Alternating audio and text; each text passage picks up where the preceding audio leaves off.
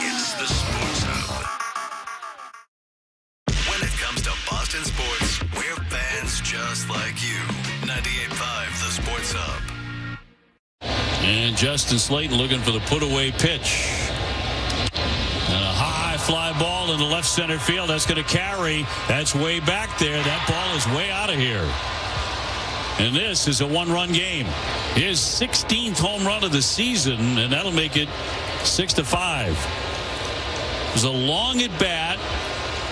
The Sox didn't make the tough play down the right field line and foul ground. And as Lou mentioned, Buxton would continue to swing, and he's a dangerous guy. Yeah, looks like a little cutter up. That's, it's a tough play down the line. Kind of in no man's land. 6 runs on 7 hits for the Red Sox, 5 runs on 6 hits for the Twins. Powering their way back in the game. There's a high drive left field. That is way up there. That ball is into the monster seats. That's a 2-run homer for Austin Martin, his 2nd home run of the season, but it puts Minnesota in front. And Slayton getting knocked around. Minnesota leads at 7-6.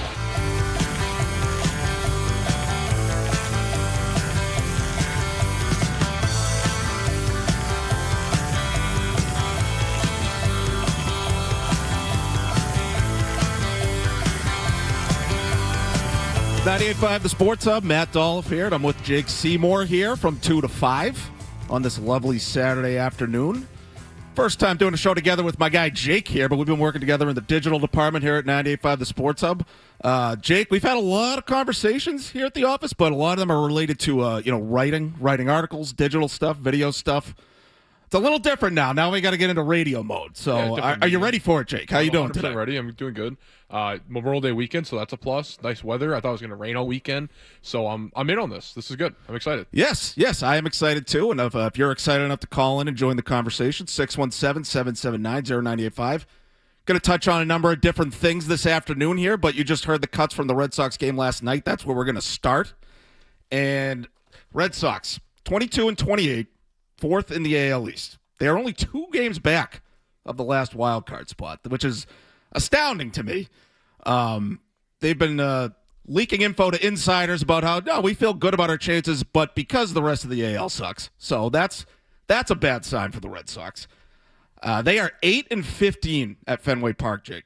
That is easily the worst home record in baseball. They're the only team in the majors with single-digit home wins.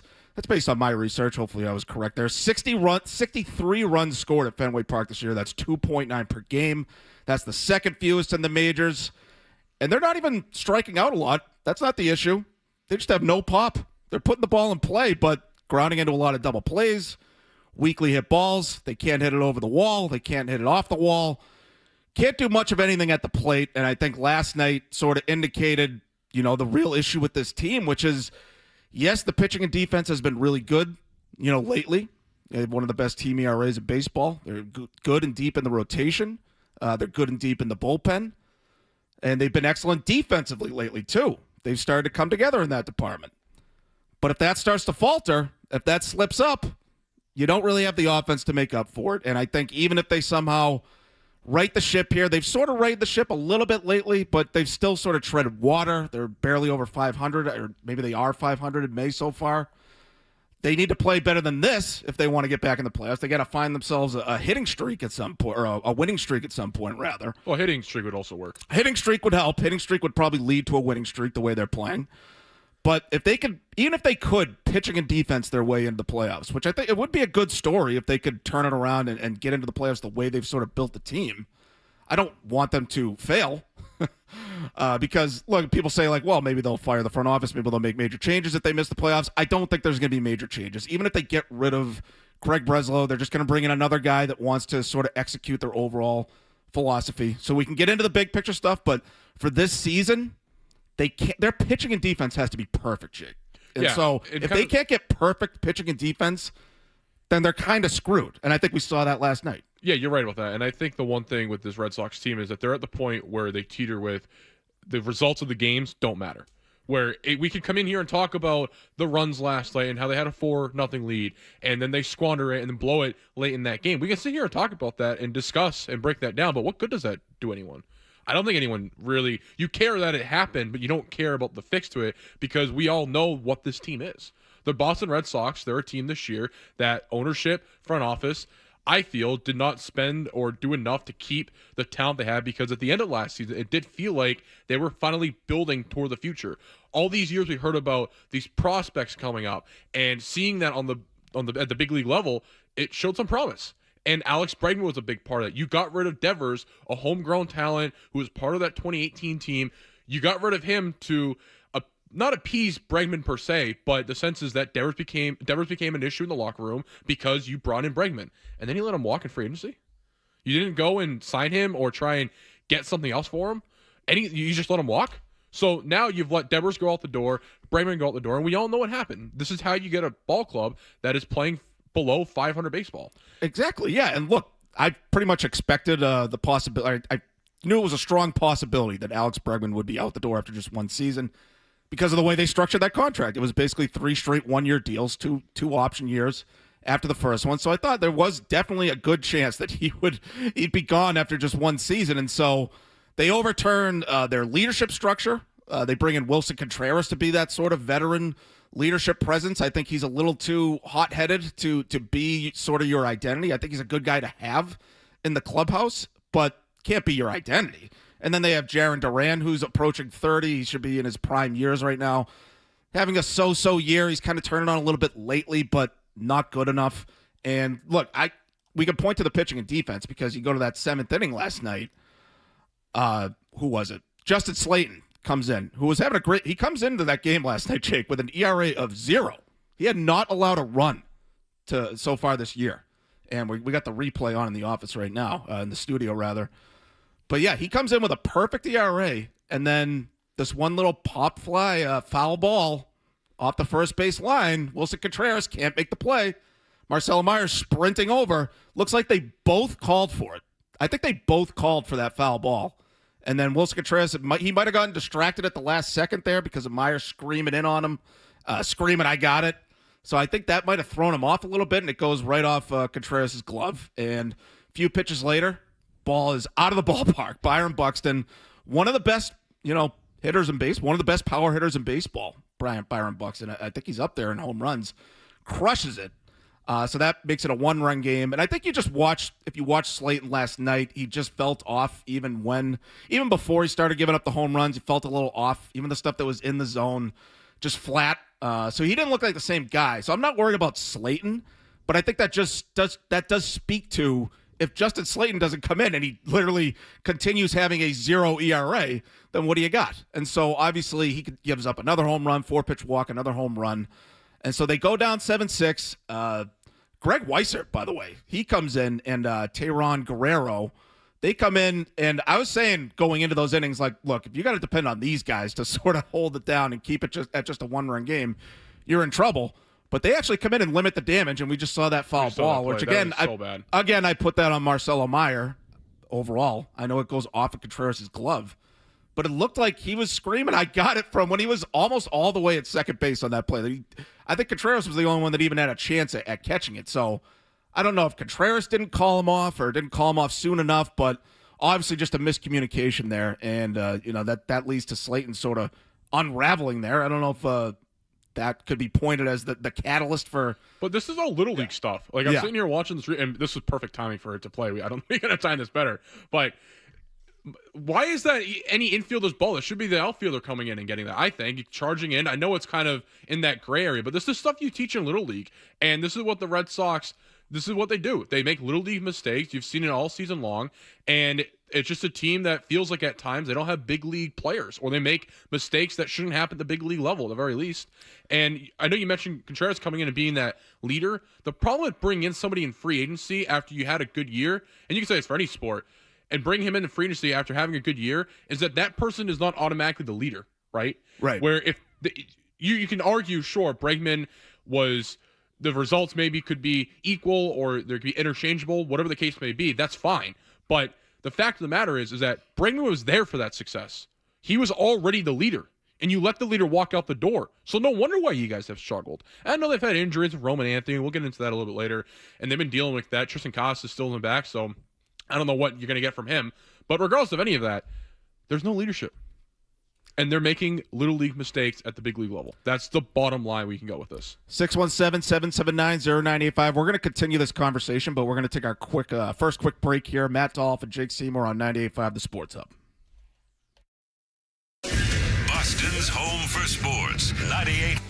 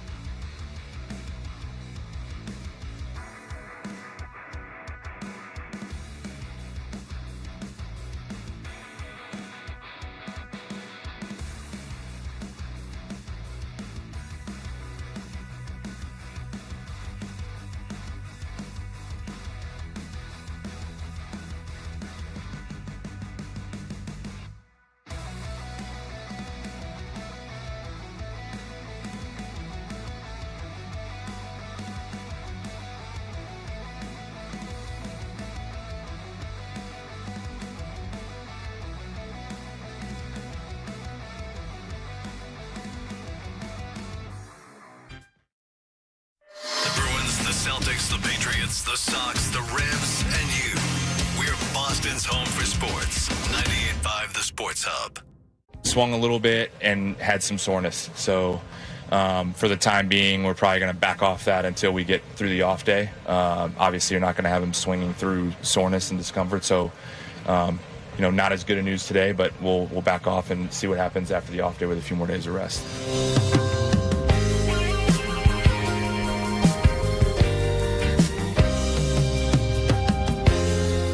98.5 The Sports Hub. Matt Dolloff and Jake Seymour with you until 5 o'clock. And that was Chad Tracy, right, George? The Red Sox interim manager, talking about Roman Anthony. Recent injury, had a setback.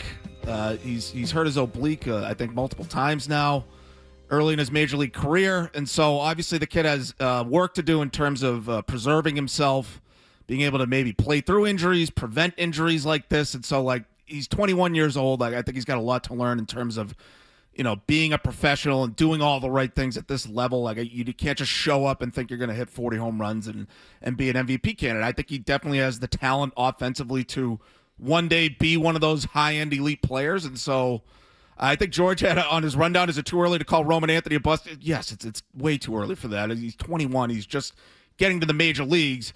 It's not Roman Anthony's fault, Jake, that the Red Sox put all their eggs in this basket this early with Roman Anthony. And look, I'm glad they signed him. I think he is going to turn into a much better player, provided he stays healthy, of course. But I think he's going to learn those things off the field, and I think he's going to get better on the field. Obviously struggled to start this year, but he's a guy that would have been at bat in the ninth inning last night. And so obviously the issue last night was in the seventh inning with the pitching and defense. That's what sort of blew the game for him.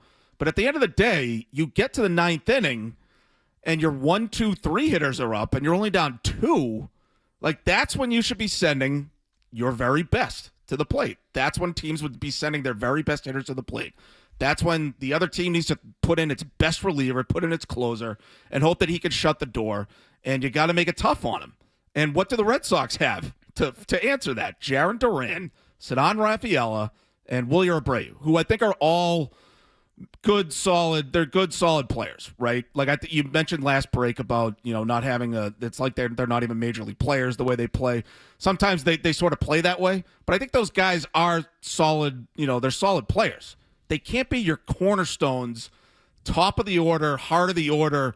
This is what we're throwing at you. This is the best we've got. They can't be those guys. You don't have the high-end stars to sort of complement them, and that's what Bregman was for him last year, and that's what I think Bregman still could have been this year. And I know he's off to a slow start with Chicago, but he tends to start slow. That's been traditionally a thing with Bregman, is that he starts slow and he gets better as the season goes on. It was a little different last year with the Red Sox, but I'm not surprised about that. And I think to sort of turn away from the whole package that Bregman gives you, I think it's really hurt the team on a number of different levels, from tangibly on the field and then with intangibles in the clubhouse. We talked about the leadership thing. I think that's why some of these analytics teams tend to falter, and I think especially with the Red Sox, they devalue things like leadership. They devalue things like that you can't quantify. They devalue the human stuff, and I think turning away from the guy that was really your identity and he had actually won something, he was an example you could go by, I think that's really hurting the team. And it obviously you see how it hurts them on the field. The fact that they were putting so much into Roman Anthony to be their guy this year, and then you don't have him. What do you have? But even with him, even if they had him up at the plate last night, you're not nearly close enough in terms of winning a close game against a high-end team offensively. They don't have it offensively right now, and it goes back to spending and valuing the wrong things and devaluing the wrong things at the same time. Yeah, I think anybody in the analytics department for any sport or any analytic field, whatever you want to call it, they would tell you that it comes with ebbs and flows. Sometimes you're going to be above average, sometimes you'll be average, other times you'll be below average. The Red Sox have been, by the standard that everybody thought this team would be, have been dramatically below average for the first, call it, almost 2.5 months of the season. So when do you start seeing the average and above average happen? Because that's what I would ask these guys, is that if you want to give me the analytics, you want to sell me on that, okay, that's fine. But the results on the field have been below average for 2 months, and everybody knows, who's ever paid attention to baseball, you can't have 2 bad months back-to-back and expect to be a good playoff team. And I know they're only 2 games back in the wild card, but that's because the American League is terrible this year. Nothing to do with the Red Sox playing well. No. The American League is so bad that the Red Sox, who are absolutely being terrible this year, can somehow manage to be 2 games back at the wild card spot. That does not make sense in any math, anything you can give me. And I think you're 100% spot on with the leadership. They don't value that because how can you quantify it? There is no stat that says this person's a good leader. It's all stuff you see in the locker room. It's all things that you just witness with your own eyes. It's the eye test. And they just don't put enough emphasis on that. And that's not being talked about enough, is that you can talk about the analytics, you can get on them for that, but let's also get on for the fact that they don't focus on things that can't be quantified, because it can't be quantified. Right. And then you look at guys like Breslow and obviously the owners. Like, how often are those guys actually in the clubhouse? I'd venture to guess not often. I think anytime we hear about the team getting addressed by ownership or Breslow or whoever the GM is at the time, it always comes off like the players didn't get the message, or there was a bit of a miscommunication, or they're just not hearing enough from those guys. So I think that's an issue too. I think there's a total disconnect between the guys putting the team together and then the actual team on the field.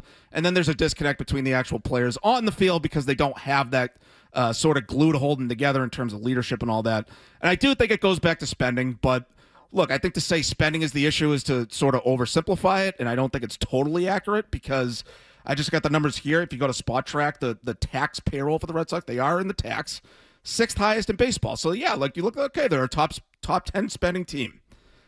Doesn't really, look like a top 10 spending team when you look at the roster. And I think that's because they don't spend enough on the high end of the roster. And I think you got a team like the Dodgers. They have the 2 highest paid players when you go by percentage of the tax, right? Like, I think going by salary isn't quite as strong of an indicator in terms of your quality of your roster. You want to go by how much of the tax, how much of the payroll do those guys take up. Shohei Ohtani's number 1 in baseball. He's the best player in baseball, so that makes perfect sense. I think Kyle Tucker, who signed with the Dodgers, maybe he's slightly overpaid, because I don't know if he's the 2nd best player in baseball, but he's the 2nd highest paid. And I think he's ultimately, they're going to make the playoffs. He's going to make an impact for them at some point. The Red Sox highest paid player in terms of percentage of the tax is Garrett Crochet.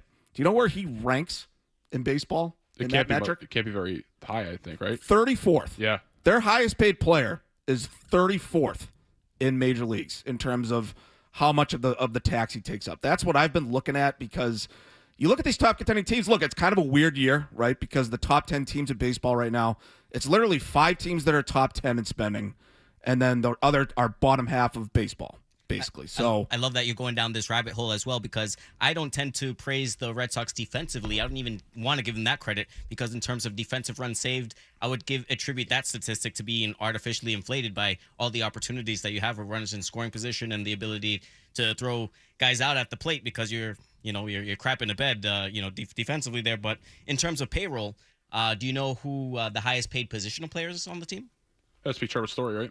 I think so, yeah. Trevor Story is the correct answer. So I kind of harp on people who kind of give him the side eye with, why are they putting the microphone in front of you? What the hell do you have to say?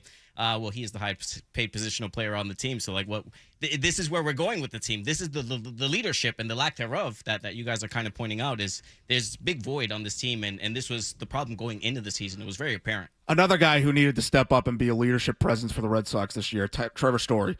Not only does he play terrible, which you can excuse away at some point, but you can't excuse the way he reacted to the news earlier this year when they fired Alex Cora. That's I wish they asked me about it. Like, what you're gonna ask you? Who do you think you are, Trevor Story? I want to go down this path. I'm actually really glad you brought this up, because I was trying to find the exact quotes and who said what, because I want to make sure I got this right.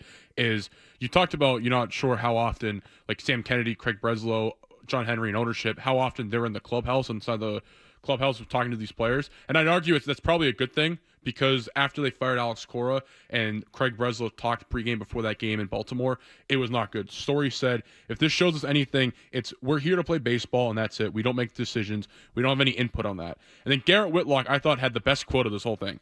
They made it very clear that we get paid to play baseball, and we need to focus on playing baseball. So that's where we're at. And I just think anytime ownership, front office goes down to the players and say, no, you're here to play X sport. You're here to do this. We make the decisions. It's a terrible look, because at the end of the day, somebody has to have the final decision, but you should be listening to the players. And it was evident that firing Cora so early on in the season was the wrong move, because these players in the clubhouse loved him. He was a player manager, and you can argue that long term, maybe it was the right decision to get off him and move away from him. Could you wait till September? Did it have to be right now in April? You didn't have a manager in waiting, or maybe you could say Veritek. You could say, argue maybe. You repurpose his role, and now he wants nothing to do with you. Catherine Veritek, his wife on Twitter, has been tweeting up a storm about this and putting out messages about where he's at and how he was treated. So he wants nothing to do with you. You got rid of the guy who a lot of people thought was the manager in waiting, just waiting to come up for core to go. You brought up a AAA manager, with all due respect to Chad Tracy. He hasn't been at this level before. So it's not like you had another option that you wanted to go with.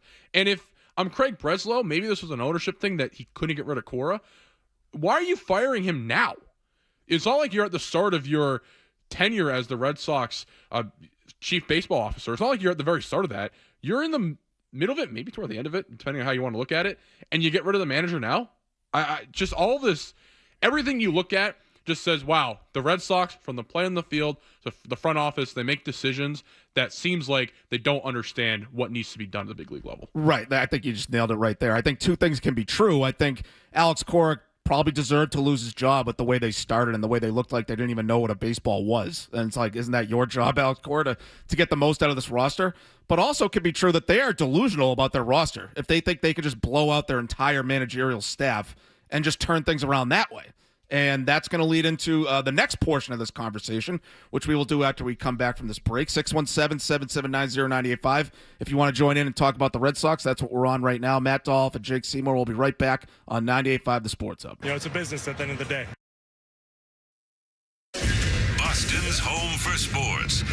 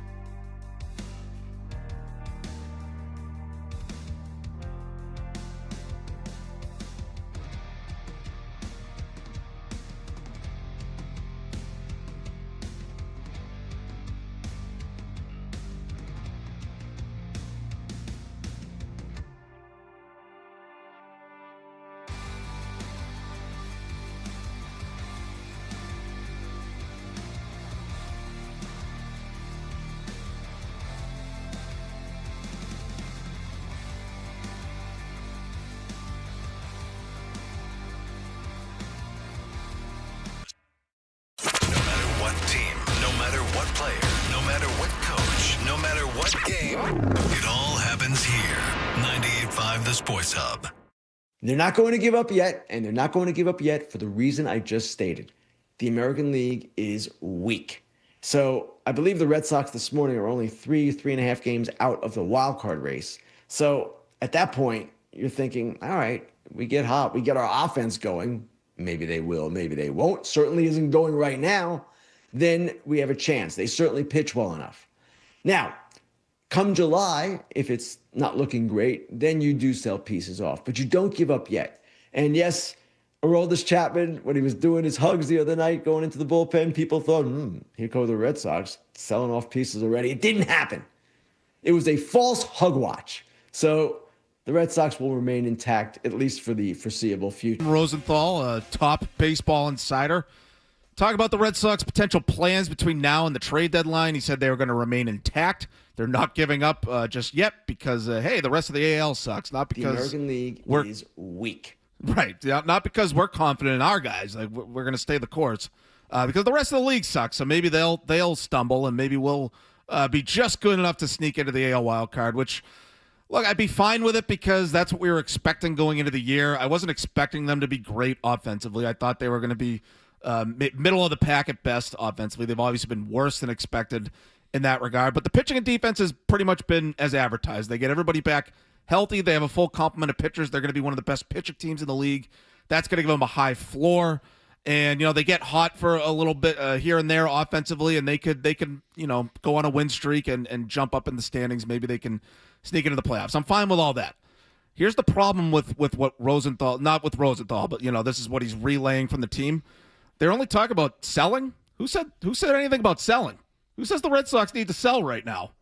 They need to add. They need to buy. They need to get what players. What do you have to sell? To sell, it requires you to have items or players that you want to trade. So what can you sell? There's nothing that anybody wants outside of Roman Anthony, and draft picks, which the Red Sox shouldn't give up. Yeah, I think I'm not giving up Roman Anthony, but maybe Marcelo Meyer will still have some value somewhere around the league. I don't know if maybe that's gone down now that they've gotten into the season here, and maybe they should have pulled the trigger in the offseason for something like that. But if it's Marcelo Meyer that has to go, maybe you can make an upgrade at his spot in the lineup. But other than that, yeah, you're looking at guys you don't necessarily want to give up. You're looking at pitchers like a Peyton Tolley who pitched pretty well last night. He's off to a good start. And so him, Connolly Early, who has the most innings pitched on the team this year. They've both looked good. I think overall the pitching looks good. I think they're building out a pipeline and a system here. I think that's the one thing that you can give Breslow and his whole staff credit for is they figured out the pitching thing. Like, how long did we say the Red Sox have no idea how to develop pitchers right now? They have nothing coming through the pipeline. They've been chasing it for so long, and now it feels like they have a full complement of pitchers. But that's what you're looking at if you have to talk about making a trade to add to the team. Like, you have to take away you have to deal from a position of strength, so to speak. I just don't see them doing that. And that's based on what Ken Rosenthal said. Like, there's no talk of them buying. That's a little concerning, where it's either going to be stand pat or sell. That's not what you want to hear if you're the Red Sox. Like, we had guys on our very station, and I think they're right to go this way, where it's like they have to do something. It's getting to be critical mass here, the way they started and looked so bad. Guys showing at the park with bags over their heads, guys getting booed off the field, and it's like, I feel like it's more obvious than it's ever been that they didn't do nearly enough to add offensively in the offseason, and it's backfiring in their face. It's just frustrating that it doesn't feel like they're in a hurry to add anything to what they have. And what's bad, too, about this whole thing is that shouldn't you argue with pitching, and the pitching's been good this year, but if you're going to add pitching, that should be a strength of Craig Breslow because he was a pitcher. And it seems like in this bullpen and where they've gone with it just hasn't met the standard of where a playoff team should be at, especially after last night. Like this should be where Craig Breslow excels. And I heard Gas saying this on the way in, and I thought it was a great point. It'd be like a football team hiring a special teams, player and as their GM and saying, "Oh, he's really good because he knows how to scout punters and long snappers." And that doesn't make a lot of sense for what the Red Sox need, or that analogy to it. And I just think when you look at this, and I would go off what Jim McCaffrey reported today in The Athletic. Red Sox canvassing trade market for right-handed bats to boost bottom-tier offense. Yes. We were talking about this at the break, Dolloff, is the Red Sox are not taking advantage of the biggest advantage the Red Sox have in the history of this franchise is the Green Monster. And what did they killed on in last night's game with the 2 home runs? Both of them went over the Green Monster. Right-handed power batters. Well, I don't know about if Austin Martin is a big power hitter, but Buxton is. Two right-handed batters getting pitches pretty much over the plate and just launching it. Buxton was out of the park, I believe, and Martin was into the seats. And that's, I think the having the worst home record in baseball, it goes right back to having no pop in the lineup, and especially no pop from the right side of the plate. You can't pepper the wall for even wall ball doubles. You can't hit a high fly ball with your launch angle and scrape it off the wall and get on base that way. They just don't have enough guys that can do that. And so, yeah, like that report, I was going to bring up that report from Jen McCaffrey that came out, I believe, this morning. They're looking around. They're making calls. They're seeing what might be available.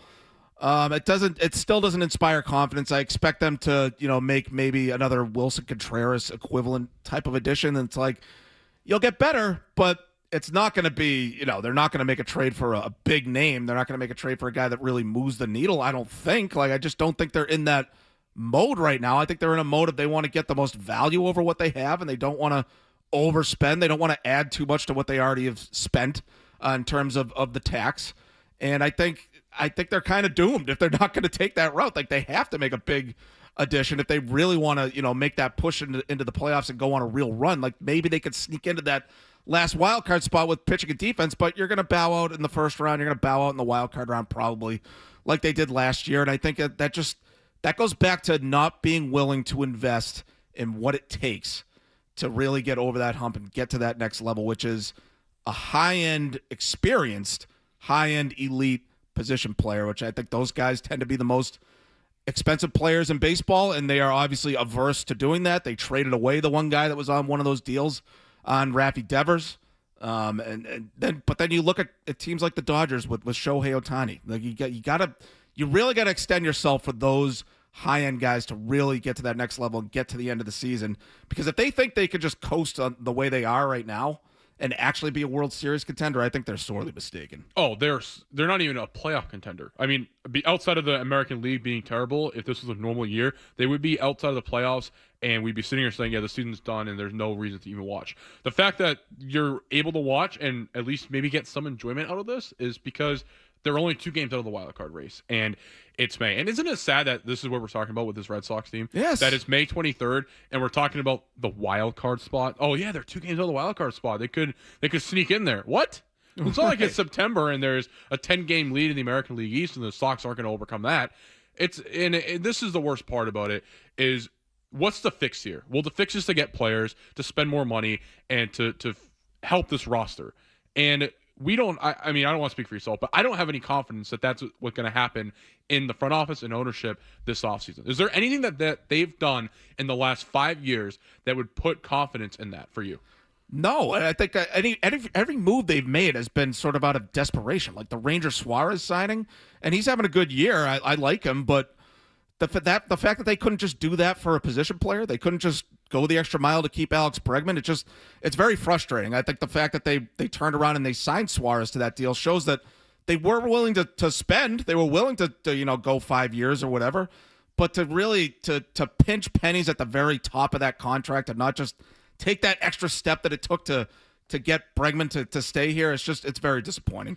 617-779-0985. We're going to take one more break, then we're going to come back and we're going to continue the Red Sox thoughts at the first hour here. Matt Dolloff and Jake Seymour on 98.5 The Sports Hub.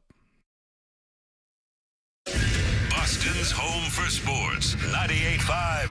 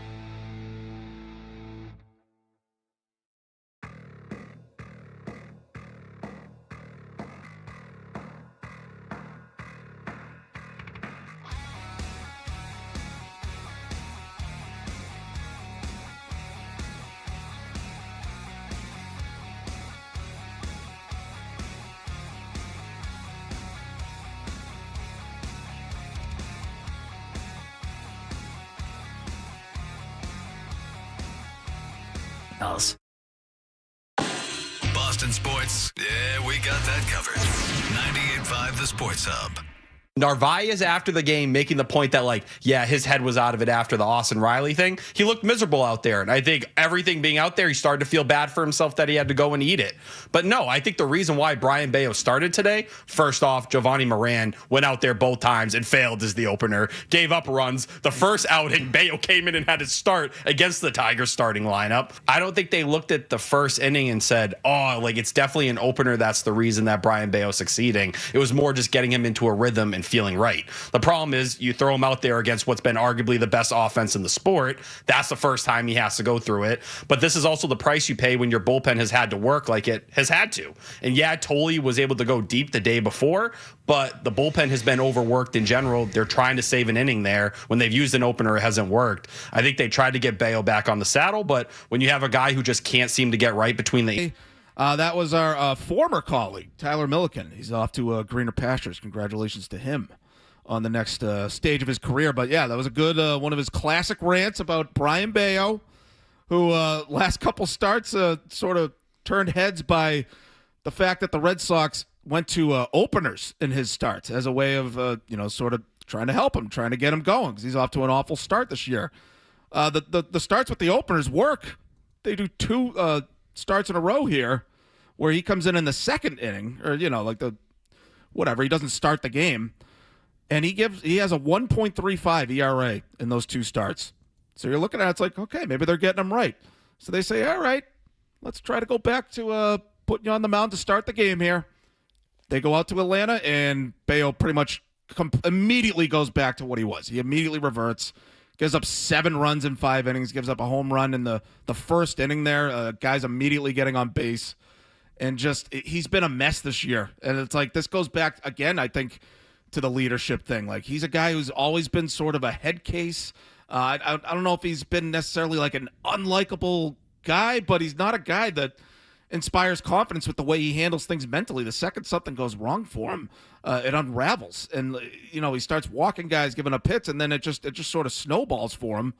And for some reason, going in there cold, being the starter, is an issue for him. And apparently it works if you use an opener, but that's not a sustainable strategy. This is a guy where it's like, I think you've pitched enough at this point, dude. I think you know how to pitch at this level.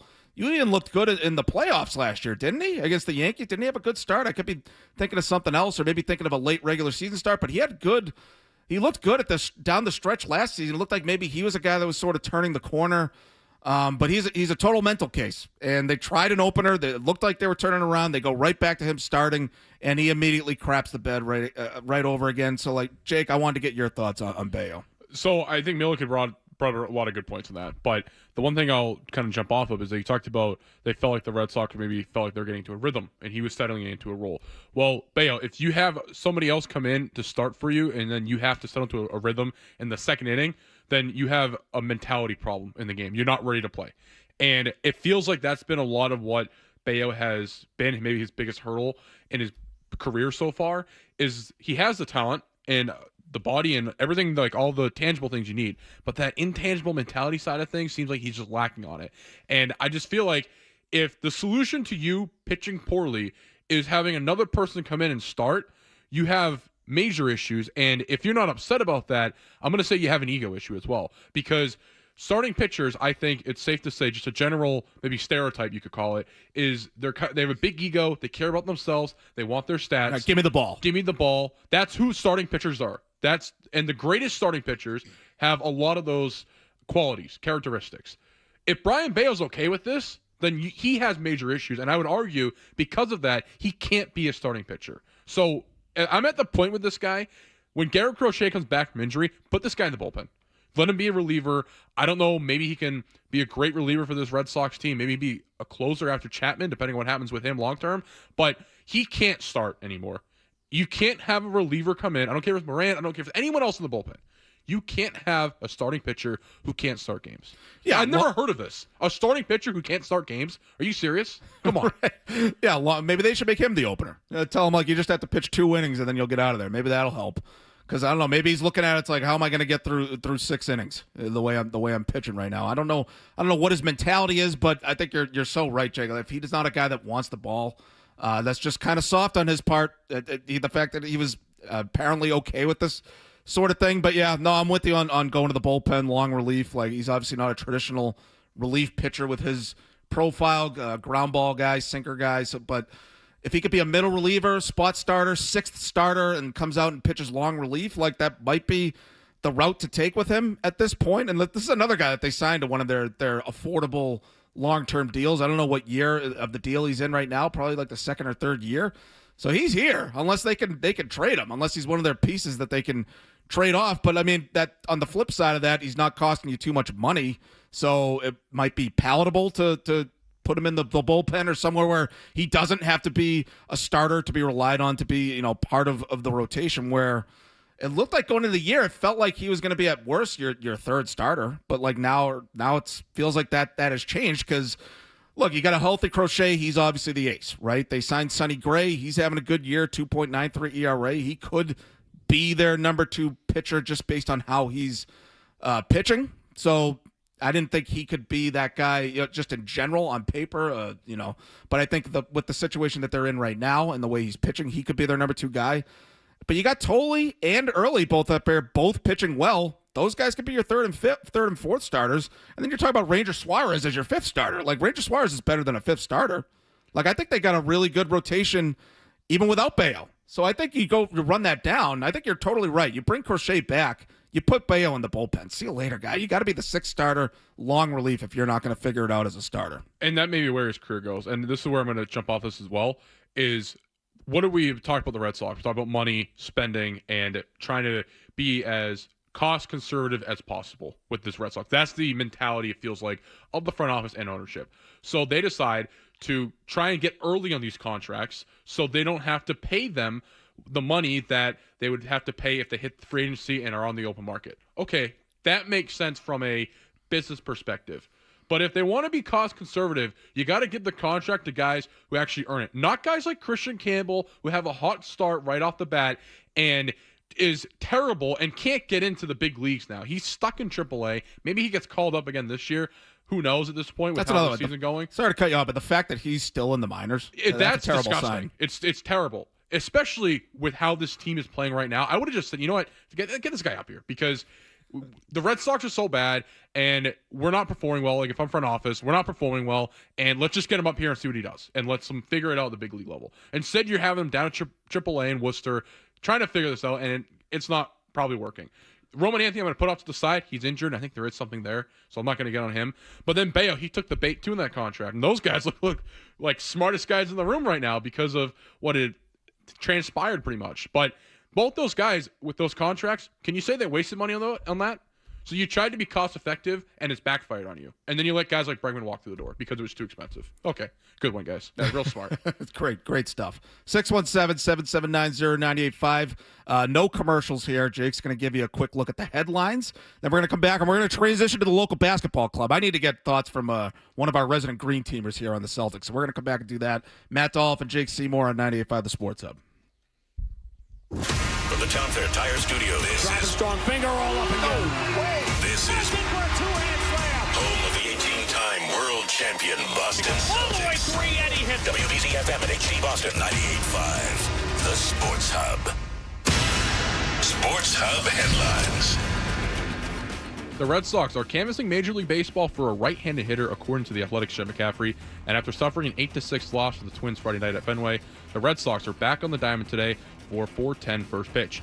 Last night in the NBA, the Thunder took a 2-1 series lead and a 123-109 win over the Spurs in the Western Conference Finals. Playoff action will continue tonight when the Cavaliers host the Knicks, who hold a 2-0 series lead in the Eastern Conference Finals. And on the ice, the Golden Knights lead the Avalanche 2-0 in the Western Conference Finals after winning 3-1 last night. And puck drop for tonight's showdown between the Canadiens and Hurricanes is set for 7 p.m. Montreal holds a 1-0 lead in the Eastern Conference Finals. And Sports Up headlines are brought to you by Awaken 180 Weight Loss. Memorial Day weekend, the real start to summer. Uncovered grill, boat splash, time to kick it into gear at awaken180weightloss.com. I'm Jake Seymour for Boston's Home for Sports 98.5 The Sports Hub. Next update at 4. Listen to it, laugh at it, get mad at it, agree with it, argue about Boston Sports. Boston Sports. And it is all we do. 98.5, the Sports Hub. In this town, sports happens 24/7. We're Boston's home for sports. 98.5, the Sports Hub. You want to make your star happy. You want to give him that security. If you think he's the long-term part of the plan here, I think the Celtics still very much like Jalen a lot internally, understandably so.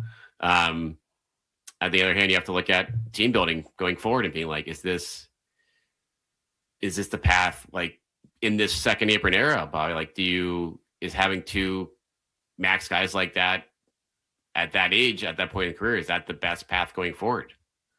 Or can we build a top tier championship contender with that, with what the spending limitations are, which we don't know in terms as far as ownership and luxury taxes go. So that's going to be an interesting one. Like, I can see, my guess would be the Celtics would be, knowing that he still has 3 years left. Like, I don't think they're going to be in a huge rush to give him, to tack on 2 years to that contract. But frankly, probably should be playing in the Eastern Conference Finals right now. I'm not sure they actually would have beaten the Knicks. I might have been a repeat of last year in the sense they get to the second round and they lose to the Knicks in pretty much the same fashion, because they pretty much lost the same way to the Sixers in the first round. And the way the Knicks played against the Sixers in the second round, I'm not sure the Celtics would have had much of a better chance. Probably would have made it a more interesting series. But that brings us to the Celtics offseason now, and I think major changes need to happen. They can't rest on their laurels. They can't run it back with what they have. The question is, how are they going to do it? I just don't know that they are going to do it with spending more money, Jake. I think that's my concern about it all. And, as one of the resident Green Teamers here, one of the co-hosts of the Green Teamers podcast with James Scaramazino, I'm not sure I'd want to label you a pure Green Teamer, though, Jake. It's kind of just in jest, I guess the best way to say it with the podcast. I don't subscribe to the green goo that is sludged around some of the social media threads. Yeah, and look, like, compared to Felger and Maz, you might sound like a Green Teamer, right? Like, Felger and Maz, Mike and Tony are quick to sort of label everybody else around here. He's called me a Patriots toady in the past. I think I was in a past life when the Patriots were winning Super Bowls. I found it hard to be anything other than a toady. But I think we're both more critical than we get credit for at the station. But that's especially true with the Celtics. I have never been a Green Teamer, so to speak. I'm willing to criticize the Celtics. I've never covered them full time. I don't have any kind of emotional connections. I obviously I rooted for them back in 2008, but I was in college. And so I just wanted to see a banner at that point. But yeah, like the Celtics, they're not playing nearly well enough in the playoffs. I think that does go back to their coaching, but I do think there is also a roster depth, talent, chemistry type of issue. And I think, at the top of a lot of people's lists for what needs to happen, I think they look at Jason Tatum and Jaylen Brown. And, we just heard our own Brian Robb, who was in here producing for Gasper earlier today, about the potential of signing him to another extension down the road. And I would personally be against that. I think Jaylen Brown, even right now, is a little overpaid. I think, what does he have, though? He's in the top 5 highest paid in terms of AAV. Yeah, and a lot of that's because of the new CBAs that came in and the new rules that allowed that to happen. But yes, he is. Right. He's not, the fourth highest. If he's the fourth highest paid player, say, he's not the fourth best player in the NBA. So I think he's a little overpaid. But I'd be fine with it if this team was willing to go into the luxury tax, go over the aprons and all that stuff. Like, look, when they're going for the championship 2 years ago, they're way over that. They're spending, $500 million on their payroll, basically. And they went for it, and they won a banner. And so, yeah, credit to them. I think Brad Stevens deserves credit for putting together a roster that basically ran through the league, basically went wire to wire. And so, good for him. But I think now with the new ownership in place, with Bill Chisholm wanting to sort of reset the whole luxury tax stuff, I think Brad Stevens sees the benefits in that. But I think you heard Brad Stevens in his end of season press conference. I think I sensed a little frustration in him, because I think he's looking at this team and saying, he said multiple times, we need to add to our team. We need to add to the roster. I think, he was asked about Joe Mazzulla too, and I think Joe Mazzulla is sort of a hot button issue because it doesn't feel like he's gotten any better, and I think he's a big reason why they've fallen short in the playoffs the last couple of years. But he was asked about him, and look, he didn't give him a vote of confidence. I think Joe Mazzulla's went down a notch for Brad Stevens, but I think ultimately he looks at it, it's like, I got to give him better players. Like, we need better players if we want to get to where we want to be. And I think they were definitely good enough to get at least the second round this year. So obviously they underachieved. But if they want to get to a level that they can compete with the Spurs or the Thunder, I feel like they have to spend. That's my concern, Jay. I don't see them spending. I see them staying under the luxury tax another year so they can reset all their repeater taxes and all those penalties and everything, which I think you can explain better than I can. It's a little hard for pretty much anybody to understand. Even B-Rob admitted, he's like, I still have trouble with it, even though I consider him an expert on that topic. But I just sense that Bill Chisholm wants them to stay under the tax another year so they can reset those penalties. And I know they don't have to do it in consecutive years, but I just don't see them going through a season where they got to pay that repeater tax. I think he wants to completely minimize or eliminate that. And so I see them going into this offseason thinking we need to retool the team. And Brad Stevens calls it adding, but I don't know how they add without going over the luxury tax. And I think they're going to stay under. So that's the situation that Brad Stevens is in. It's a tricky one. It is really tricky. And from my understanding of the new CBA and the repeating tax that went into effect this season is the NBA determines that the repeater tax teams are those that are in the tax for 3 of the 4 years. So because the Celtics were tax-paying teams in 22-23, 23-24, 24-25, they had to take this year off or they'd be labeled as that repeating tax team. So that the clock is reset, I believe, for this coming year, but it isn't fully reset unless they take next year off. So I believe they could spend this year because they weren't last year, and it would be 3 of the last 4. That would make the math work where they could go technically all in this season, but if they don't want to pay the penalties, they got to pull back again. So this is where I'm at with ownership and what they're going to do. This is a major test for them because it's going to be the first time that Celtics fans get an opportunity to see what Bill Chisholm and his ownership group prioritize. Does he prioritize winning, or does he prioritize the bottom line and getting the most out of the roster and being financially conservative, I guess you could say. I was going to say financially smart, but you could argue one way or another better than another. I just think with this group, we haven't seen them approach a challenge like this yet. And where they go from here will tell you how the foreseeable future and how the Tatum and Brown led Celtics, how they're going to fare the rest of the way. Because if they want to go all in, then that can open the door to trading Brown for somebody. It can open the door to trading White and adding to Jaylen Brown and Jason Tatum and creating different matchups and different lineups. All those things are on the table. But if they decide to punt on this season, which, by the way, you'd be punting on a year that Jaylen Brown's turning 30 years old, Tatum's right behind him at 29. So these guys are in the prime of their career. And if you're just going to punt on the season and say it's not good enough or we want to make sure we're ready for the next year, well, I'm sorry, that's not really acceptable because these two guys are in the middle of their primes. We've seen Derrick White struggle offensively this year. I know he was just named to the all-defensive team, and he was great defensively. But you can only, when you get to the wrong side of 30 sometimes, we've seen this oftentimes with players, you're very good offensively or you're good defensively. And it's hard to do it on both ends of the floor when you get to that point. Tatum and Brown are nearing that age where that becomes more difficult. I'm not saying they're going to fall off the face of the earth and not be good players. I'm not trying to go down that road, but their level of impact is going to decrease. So if you get rid of this year and fully reset the following year, you're really playing with fire. Yeah, you just touched on it. Like, I don't know how much time they have left with these guys playing at that elite level where they impact both ends of the floor. You know, Tatum's considered a top 5 guy in the league. Jaylen Brown, call him top 10, 15, wherever you want to put him. I don't know how much longer they have with that. And so obviously Tatum with the Achilles, that probably set his career back a little bit. Even if he comes back and he's the same guy, I just think that stuff tends to slow you down over time. I think that's going to continue to be a thing with him. I don't think he's out of the woods. He's not going to, this isn't the last time he's going to be injured, right? So I think that's going to start creeping in. I think that he's been durable and willing to play. Like, that's not a problem with Jason Tatum. I just think he's gonna start breaking a little more often because he's gonna be on the wrong side of 30. And Jaylen Brown's getting to that point. And so, yeah, for me, I want them to go all in for the next couple of years. Like, I want them to get that banner with Jason Tatum and Jaylen Brown intact. Like, I've gone back and forth on breaking up the Jays, and if I'm breaking them up, like if I'm trading one of them, I'm getting another star player in return, like make a real shakeup. I just don't see the point in that. I feel like when you have these guys, I think that's too much of a gamble to really move on from those guys. But I just don't think the window is going to be open that much longer. I just feel that way. And I know, like you said, they're not going to fall off the face of the earth. I think they're still going to be really good players into their 30s. I think especially nowadays, like, you know, with everyone's such a good athlete these days and the resources they have, players are playing well into their mid-30s more than ever, like more than they used to. Like, you're not going to fall off a cliff, but I don't see them, contending for a banner with Jason Tatum and Jaylen Brown as their cornerstones when they're, 34, 35 years old. I don't see that happening. So I look at this team right now. I think like now is the time to go all in for that banner. I just don't see it happening with the way Bill Chisholm has been talking, the way he's been answering questions when he's been available. And I think when you're asking like this, we're going to see what he prioritizes.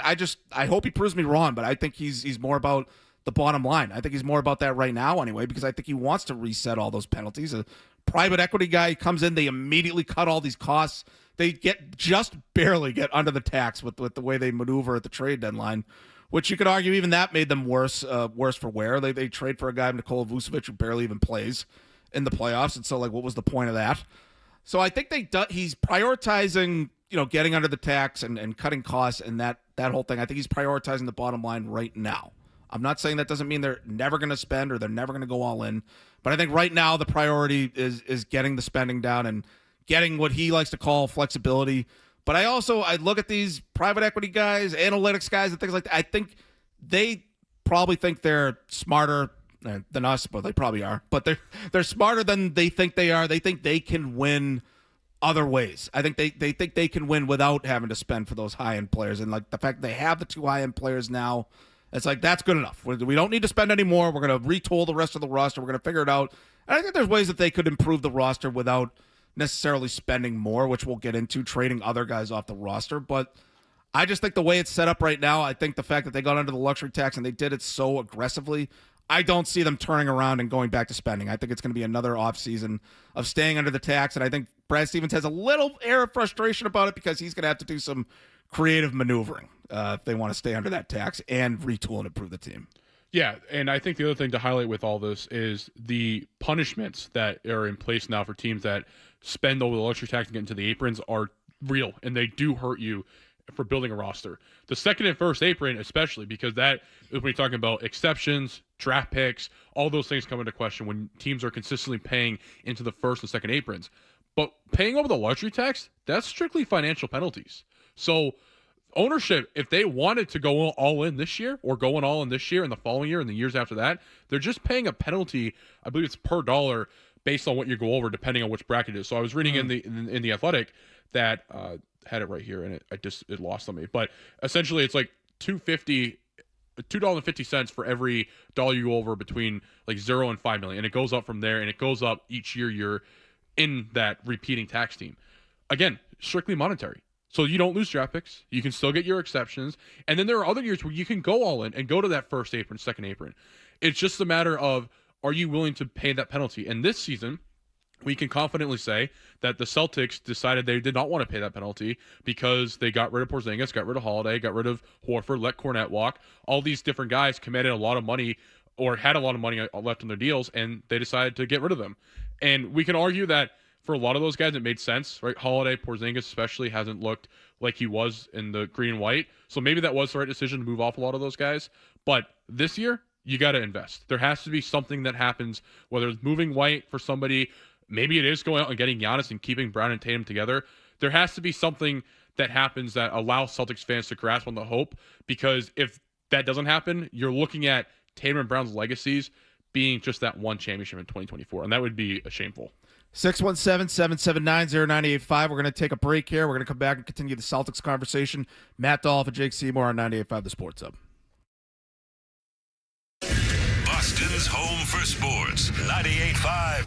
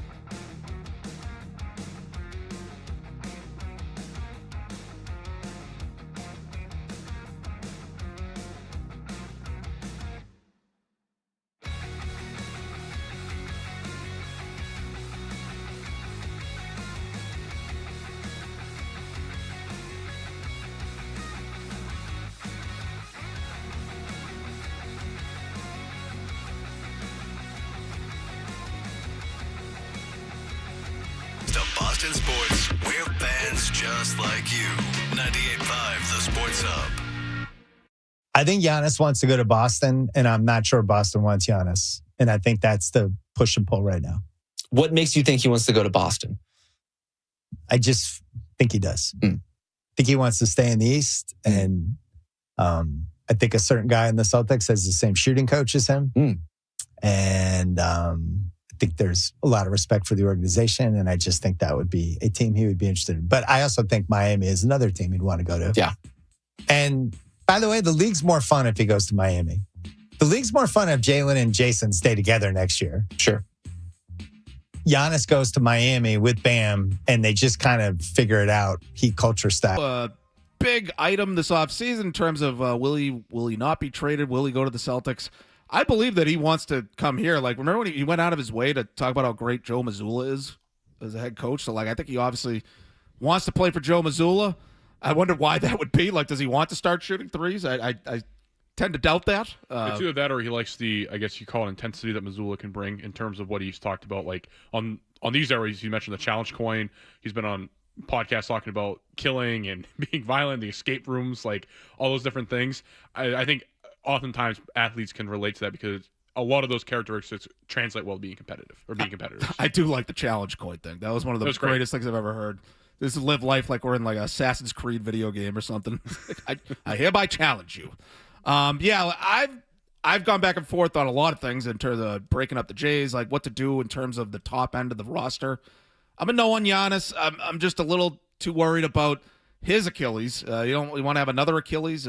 Trading for a 32-year-old guy at this stage of his career. Like, I get it.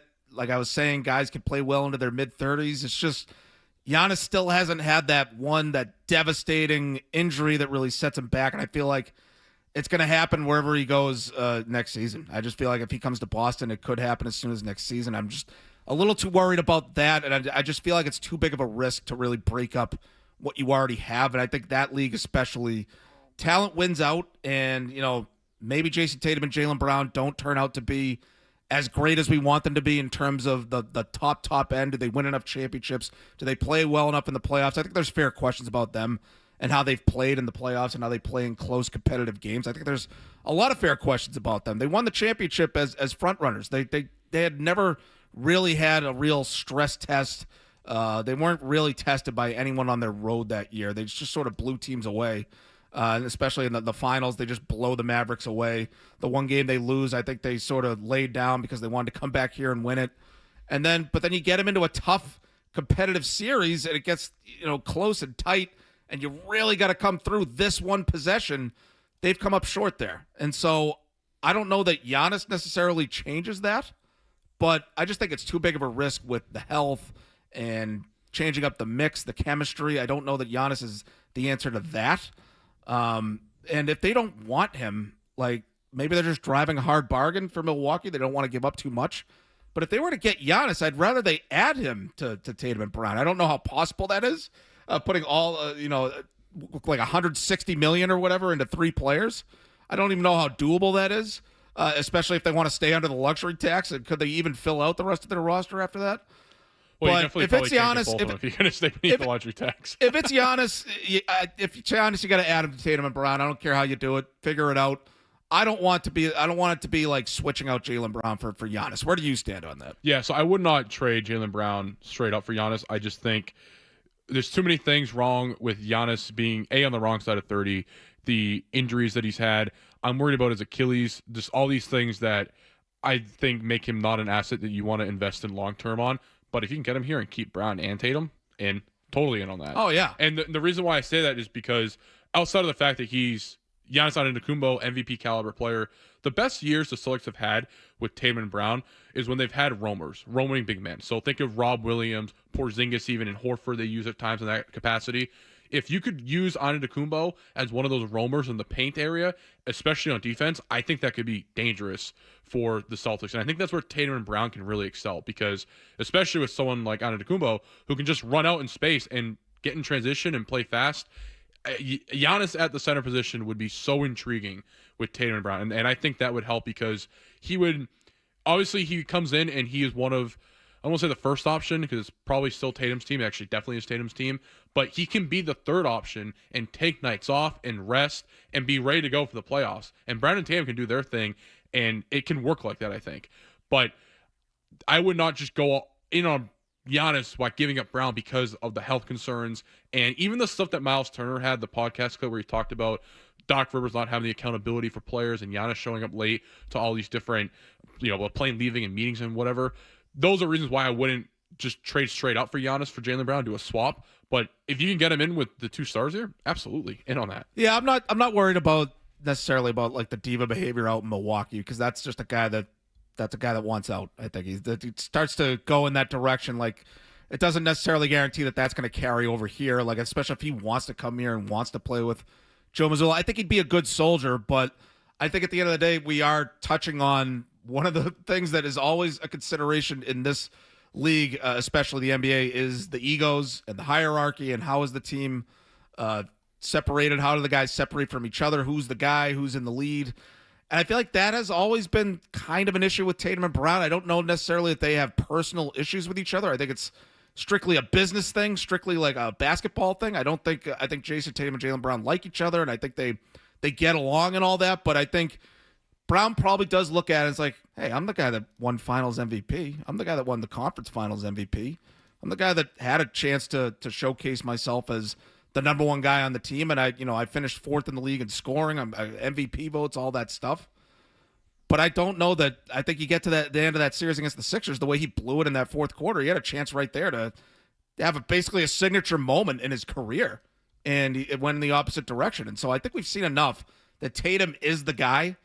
Is Jaylen Brown willing to accept that? I think that's the question. But look, I was going back and forth on the idea of breaking up the Jays, and I thought the best option for Brown might have been, since he's overpaid, make a horses for ponies type of trade. Like, I don't know. I don't want to do that necessarily, but Brown to, say the Atlanta Hawks, I think would make a lot of sense. They've talked to him before from Atlanta. Atlanta could make him, in theory, their number one guy.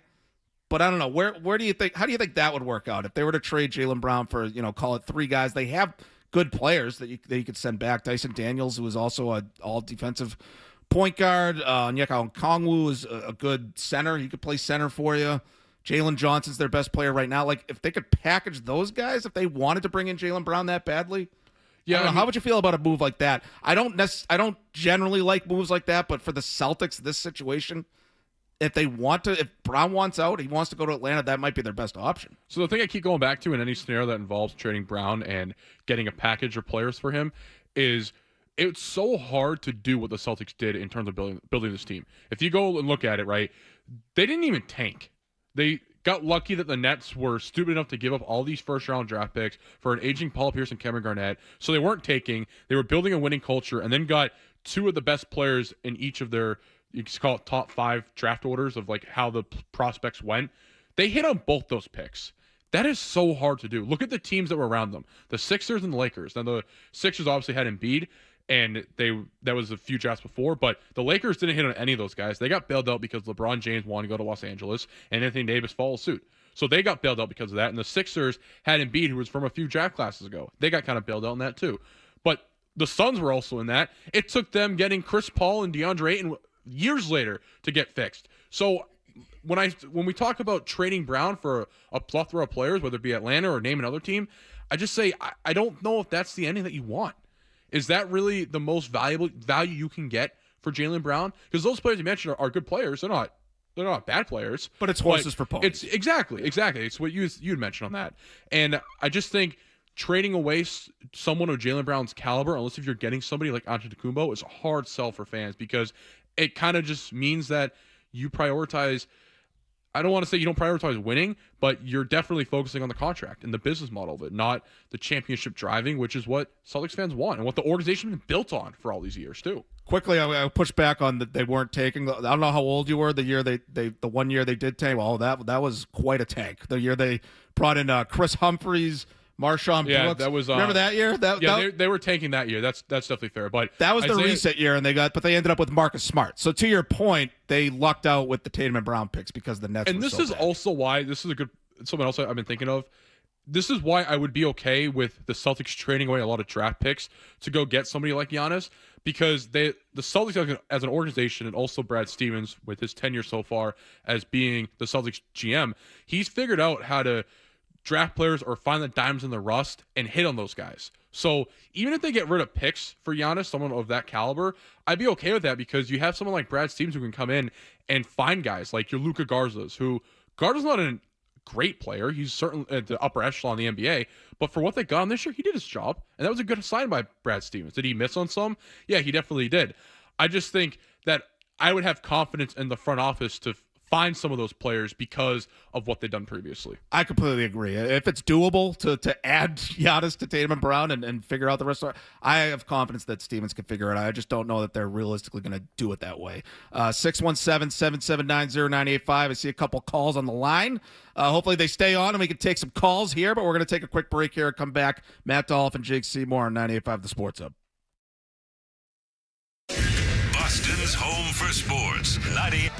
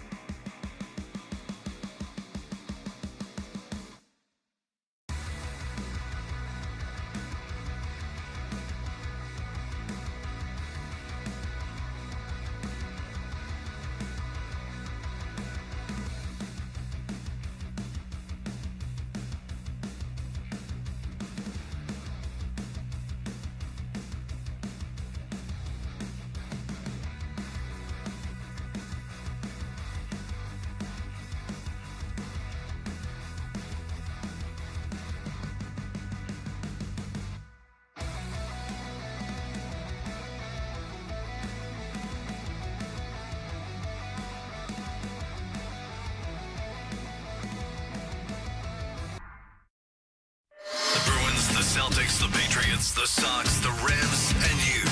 We're Boston's home for sports. 98.5 The Sports Hub.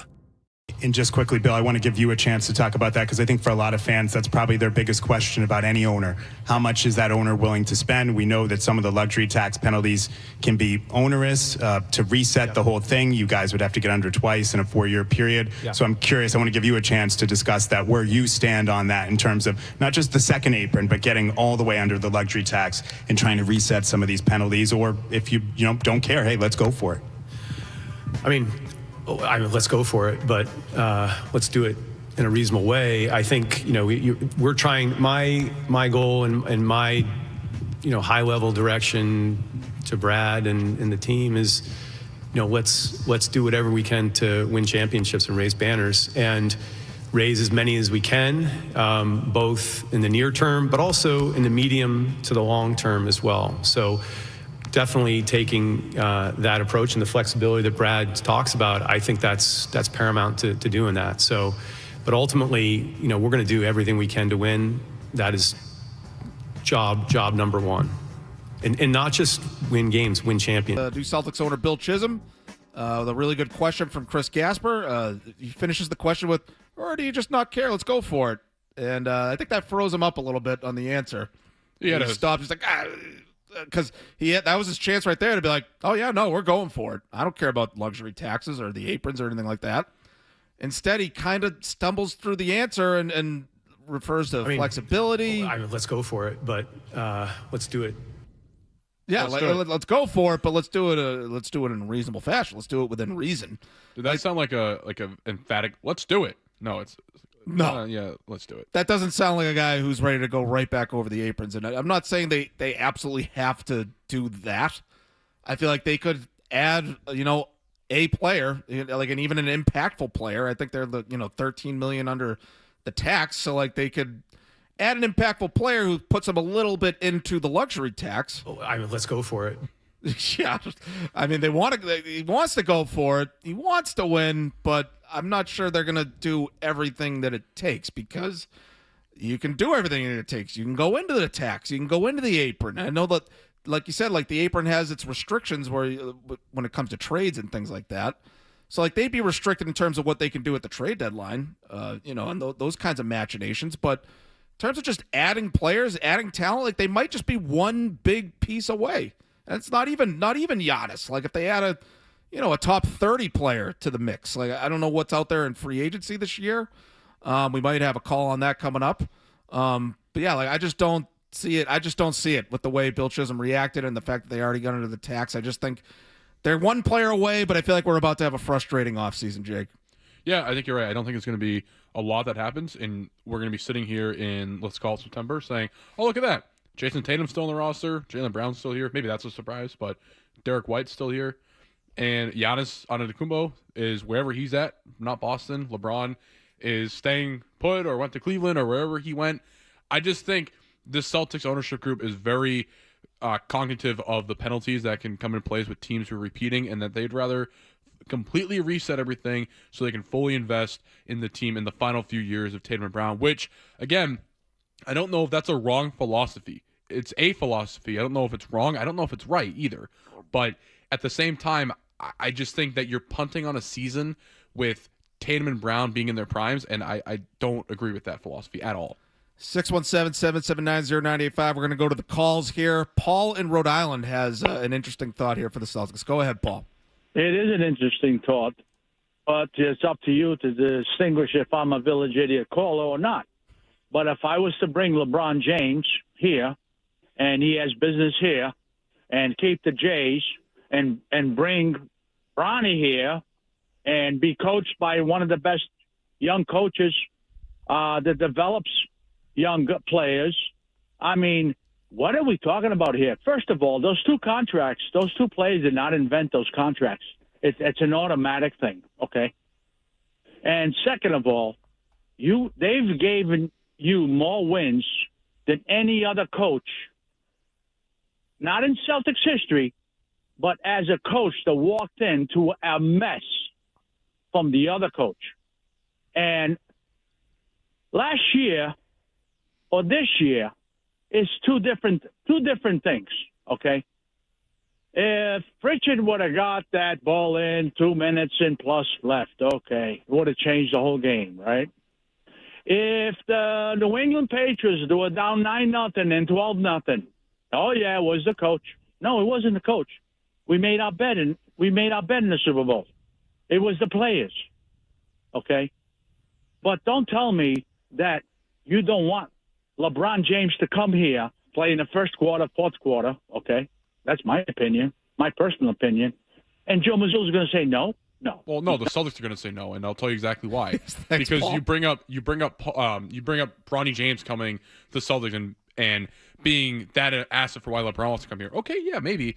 Do the Celtics strike you as an organization that wants to bring the baggage that LeBron brings in terms of his people, clutch sports? Bronny James has to be on the roster, and he can't go to the G League. No, he has to be on this two-way deal. So now you're eating up two-way deals. I just think all of this with LeBron James, the Celtics are an organization that they don't do that. They don't move mountains for players to come here. They don't do any of that. It's, do you want to be a Boston Celtic or do you don't want to be a Boston Celtic? That's how it is. And I refute the fact that Joe Mazzulla would also say, yeah, he wants LeBron James in the first quarter and fourth quarter. Okay, maybe he does, but I would also say that Joe Mazzulla has had the philosophy that no one's bigger than the team.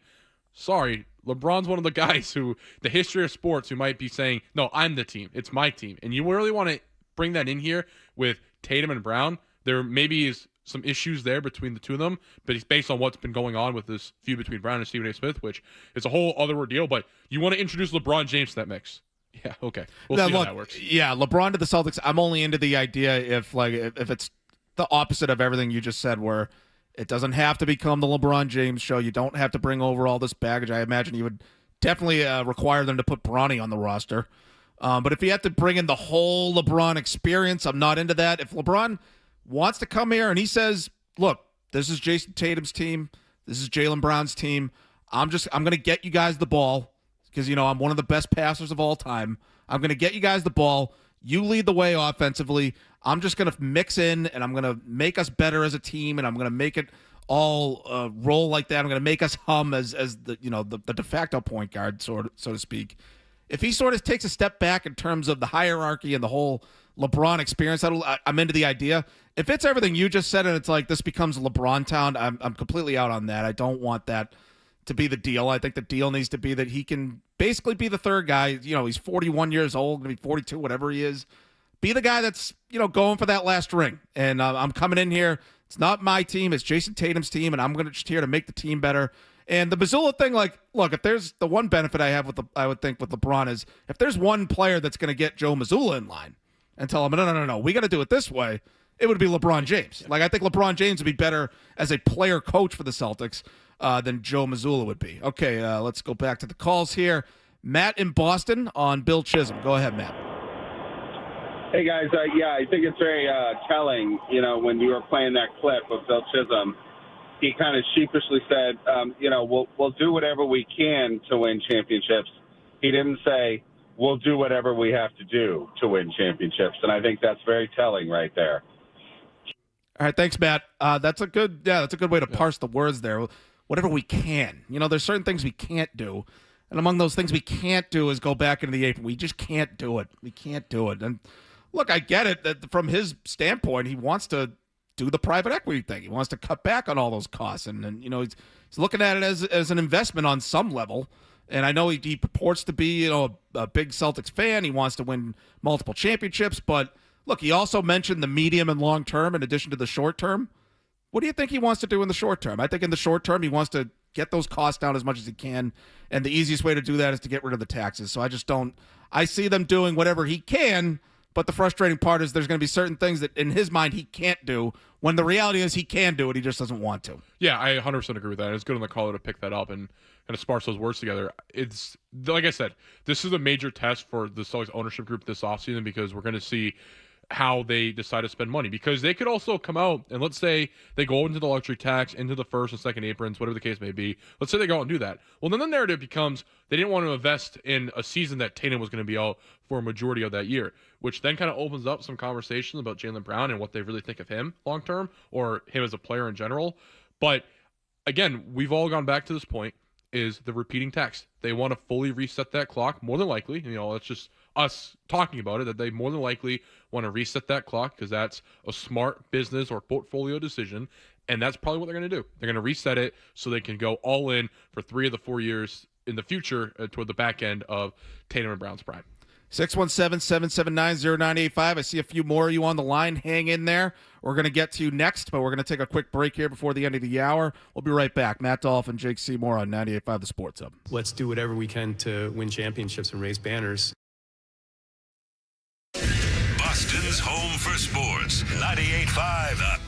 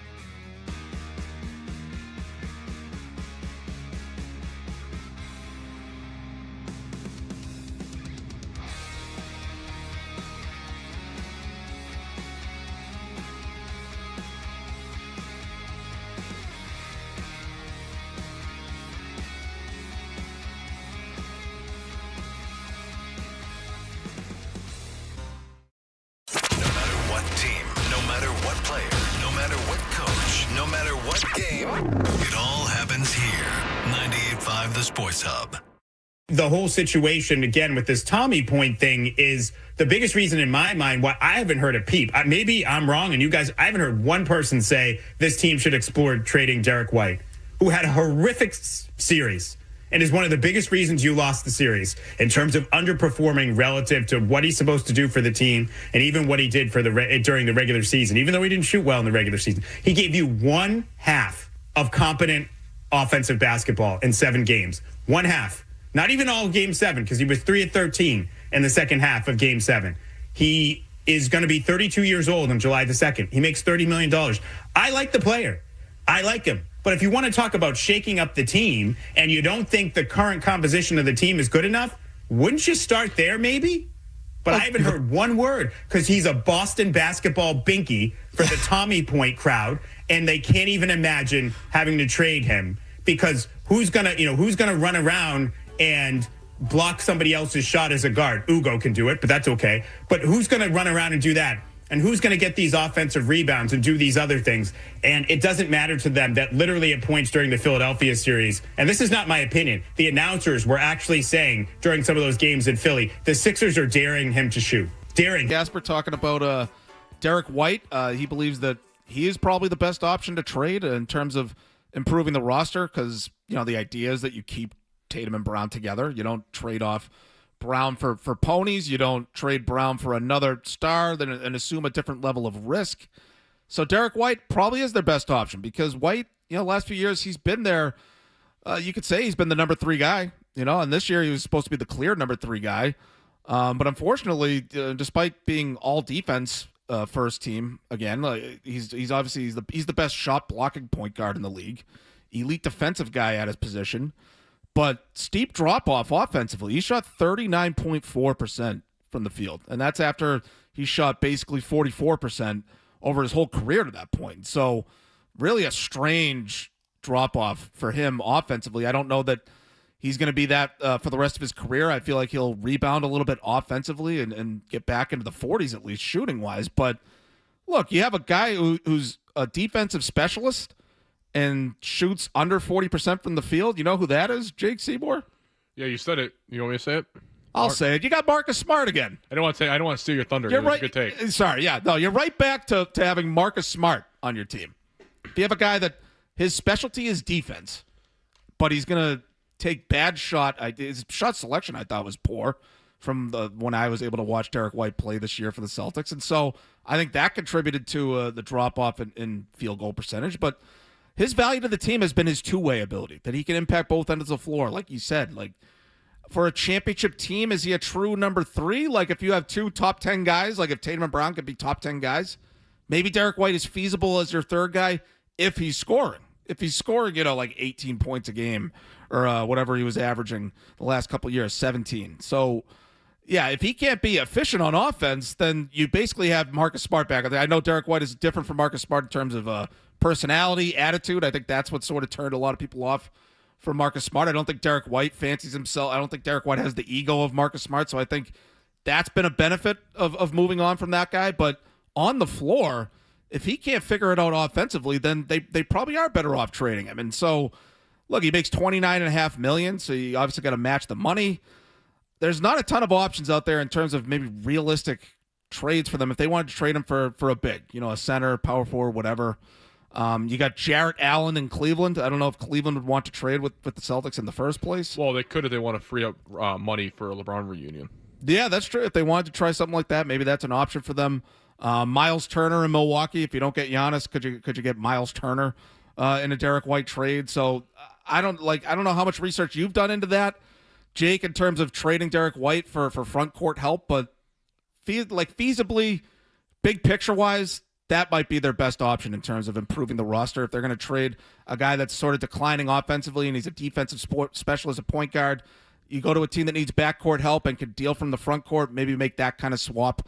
You're not necessarily, elevating yourself in terms of high-end talent, but maybe you change the mix, you retool a little bit, and maybe they're a little bit better that way. Well, what's been the problem with Derrick White for me this season is I was going through Cleaning the Glass, which is an advanced NBA stats metric page, and really simple. They have this stat called assist rate, and basically it's the percentage of shots that a player made where they were assisted on. So for Derrick White, throughout his entire career, his assist rate on made three-pointers has been at least 80%, if not more of it. His years in Boston, we'll go back to the championship year, it was 80%, and last year was 81%. This previous year, so 2 years ago for that last one. But anyways, this previous year, it was down to 72%. So it was the first time in his career that the assisted rate for three-pointers made was below 80%. It was like that for the entire year. And I thought that it was going to change when Tatum came back because of how Tatum maybe facilitates, and it would be a true him being the number 3rd option because he was kind of elevated as a number 2 at times because Tatum was out, so naturally the depth chart kind of moves up, right? So I was thinking that maybe that would help him and get some more catch-and-shoot three-pointers, and it never happened.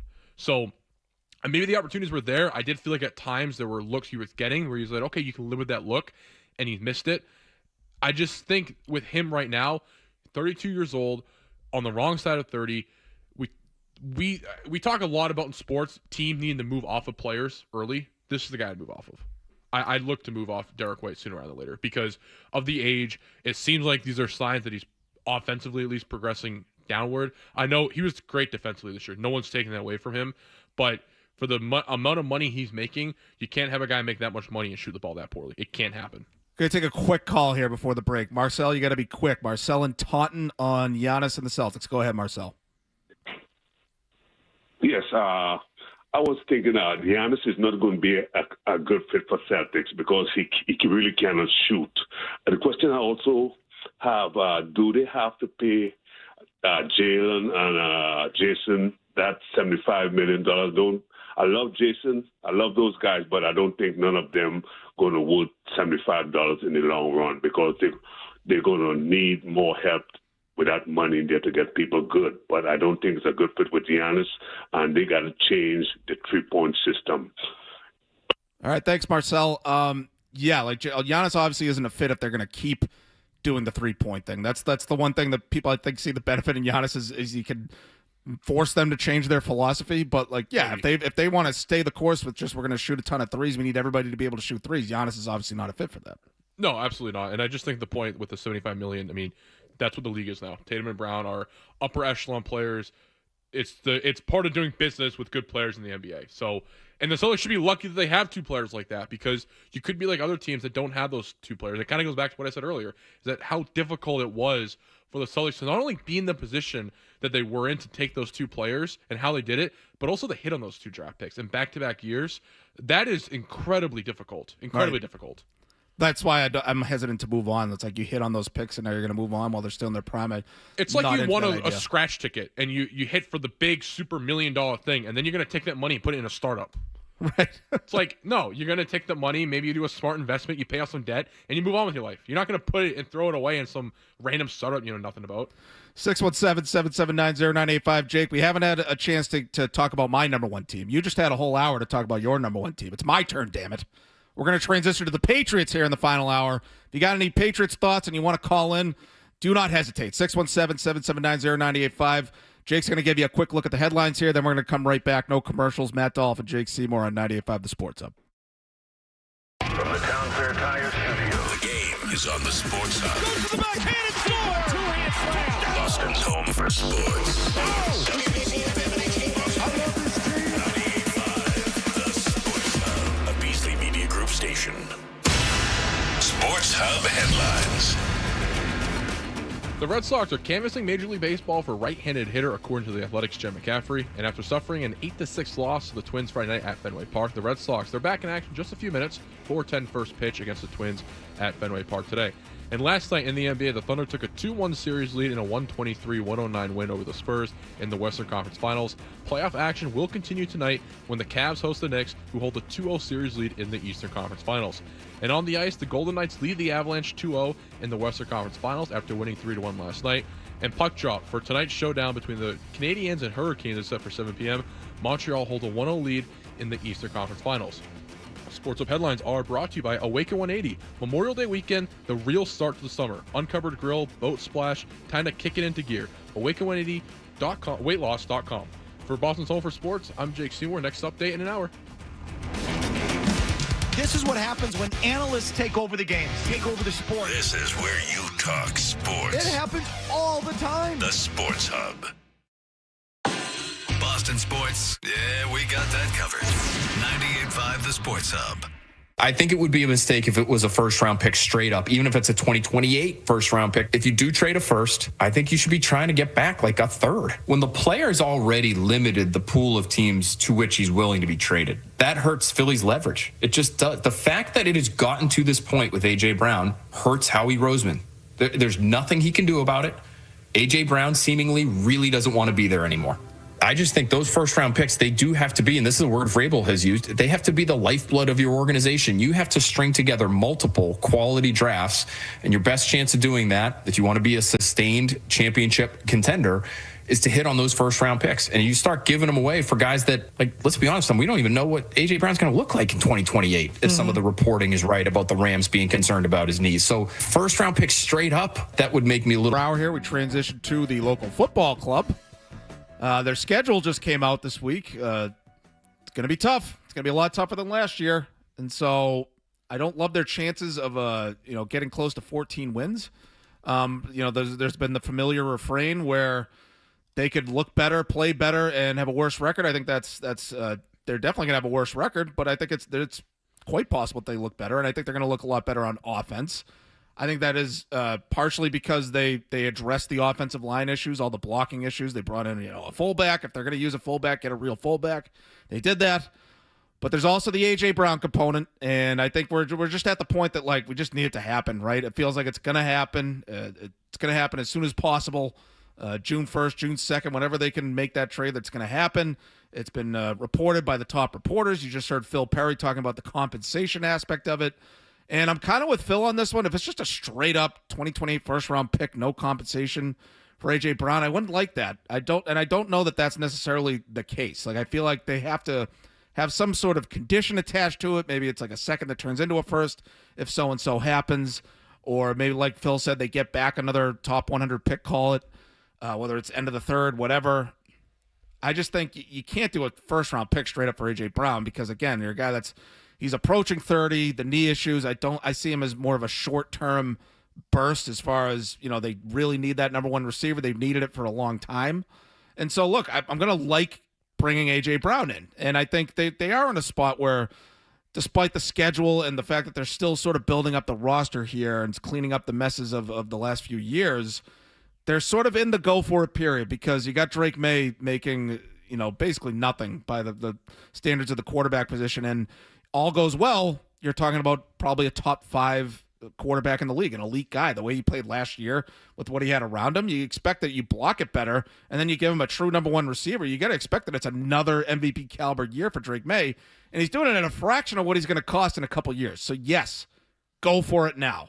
And look, I'm with Phil that I wouldn't love the compensation aspect of it, and it doesn't feel like the Eagles have leverage in this deal because it feels like a foregone conclusion that he goes to the Patriots.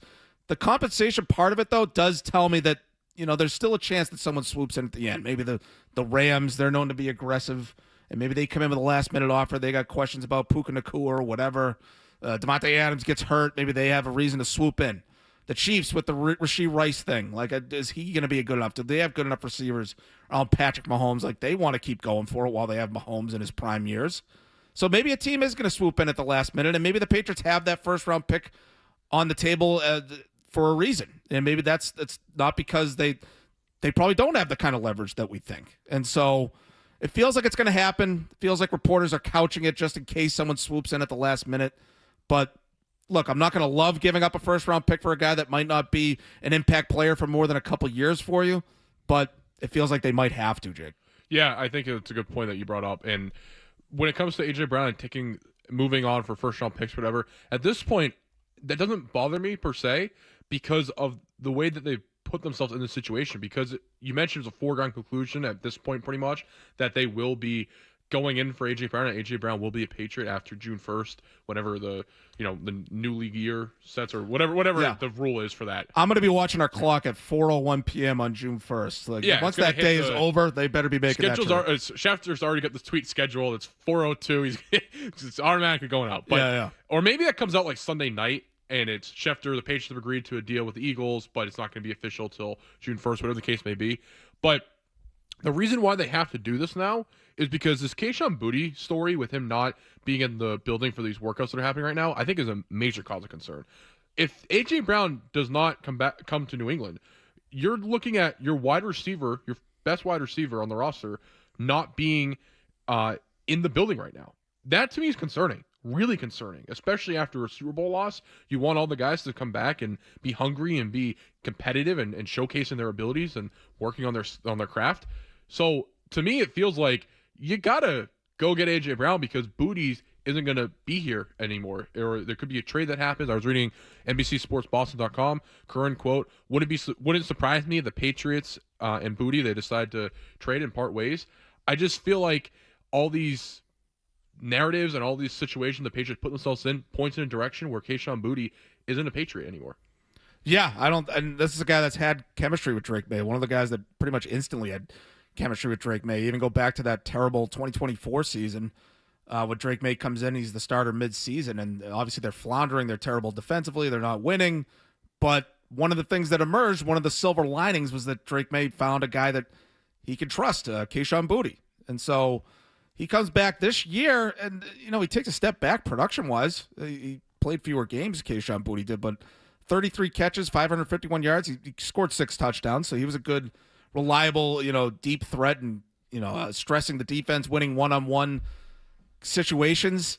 I just think if he's holding out for a contract, I just don't know what he thinks he's going to get out of that. And the fact that they are getting to these spring workouts and, they have issues behind the scenes. And yeah, right. If the A.J. Brown trade falls through, then what are you looking at? You're looking at Boutte. Hopefully Kyle Williams can take a step forward. They tend to believe that he can. I don't think Kyle Williams is ever going to be a true number 1, but could he be a complimentary guy, a number 2 or number 3? Like, that would be a huge step forward from what he did last year. Ideally, if they're not going to move forward with Kayshon Boutte, if they're going to trade him, they probably need Kyle Williams to step into that spot. But then what do you got if you don't have A.J. Brown? If you don't have A.J. Brown, yes, you're going to block it better. I think if you have an elite quarterback and you can block for him, you can sort of make it work with what you have. If you only have average receivers, I think you'd probably say they have an average group overall right now, or maybe below average. I don't know how they compare to the rest of the league right now. But yeah, you got a disgruntled receiver who actually has chemistry with your quarterback. You're going to trade him away, and then you're not going to get A.J. Brown? I don't know. I thought maybe Boutte would be part of a deal like that. I thought maybe Boutte would be part of the deal going back to the Eagles. And the Eagles look at him and say, we'll give you a year and see if you can stick and be part of our future and be sort of, a downgrade from A.J. Brown, but we're spending way less money, and we're getting the guy who's been causing issues behind the scenes here. We're getting him out of here. We're sending him to a place he wants to go. But, yeah, that's the risk they're taking, right? And so I don't think it's guaranteed that they get A.J. Brown, but the fact that Schefter keeps coming out and saying, I think this is going to happen, I think he's just couching it just in case something falls through at the last minute. Yeah, but so you can fall back and not look, he fell on his face. At the end of the day, I think A.J. Brown is a Patriot, and I don't know if Boutte is part of the deal or if he's part of another move where they sort of spin him off, but yeah, I think the fact that Boutte isn't showing up shows that he's not long for the Patriots either way. Yeah, definitely. And I just think, going back to February after the Super Bowl loss, and this story's been happening since then pretty much. I didn't think, and maybe I wasn't thinking about this properly or had the right thought process on this. Did you think that Kayshon Boutte was going out the door if A.J. Brown came here? Because I always thought it was going to be A.J. Brown and Boutte together, and it was going to be Drake May has this wide receiver who he has built this relationship with, has this trust, and you're inserting a much better receiver and upgrading from Stephon Diggs. That's how I kind of interpreted this happening. And now that it's coming out that it could be A.J. Brown and Kayshon Boutte's off the side, it kind of doesn't change how I think about the trade or the additions or subtractions. It makes me question what actually is going on. No, I think Boutte's the odd man out at that point. Assuming you bring in A.J. Brown, obviously that's a guy they target with a big trade. They targeted Romeo Doubs in free agency. I thought he was a good pickup, good, solid receiver. I think he'll help with Drake May. They drafted Kyle Williams. So I think those three all rank ahead of Boutte in terms of, our guys, Vrabel's guys, the guys that form the hierarchy of the wide receiver depth chart. I think if Boutte was their guy and they wanted to keep him, I think they might have been exploring an extension already. He's 3 years in, so he's eligible for an extension, and they haven't really explored it. There hasn't been any talks of that. He's only ever come up when it's a trade rumor. So I think they were rumored to be trying to trade him in last year's draft. So I don't think Booty's been long for New England for a while. And I just thought that the success this year and where they got to maybe to change that, I guess. And I guess I was wrong in that sense. But it makes me just go back and question why that is. Is it just them trying to clean house of our guys versus their guys with the old regime and the Jerron Mayo, Bill Belichick stuff? Is that what they're trying to do? I don't know. Because I just figure that bringing in A.J. Brown, I would have thought, unless if Keyshawn Booty had this massive ego problem that was going to work against us, it would have been Drake Mays had a good receiver last year, and it worked out well. And now they're bringing in this guy who is the top receiver in the league, and they're going to work in tandem together, especially with Romeo Dobbs coming in. And it gives you a backup plan if Kyle Williams doesn't work out too, because right now he's an unknown commodity. What do you know of Kyle Williams outside of the fact that he's wicked fast and has a few deep catches? Like, we don't know what he's going to be for this Patriots team moving forward. Yeah, ultimately, I think Kyle Williams is that sort of complimentary big play guy, which is why I look at him as the Booty replacement going forward. And Dobbs is more of your possession guy. And then A.J. Brown is your number one, dictate the coverage, like that whole guy that sort of stirs the drink. So I think that's what they're envisioning right now.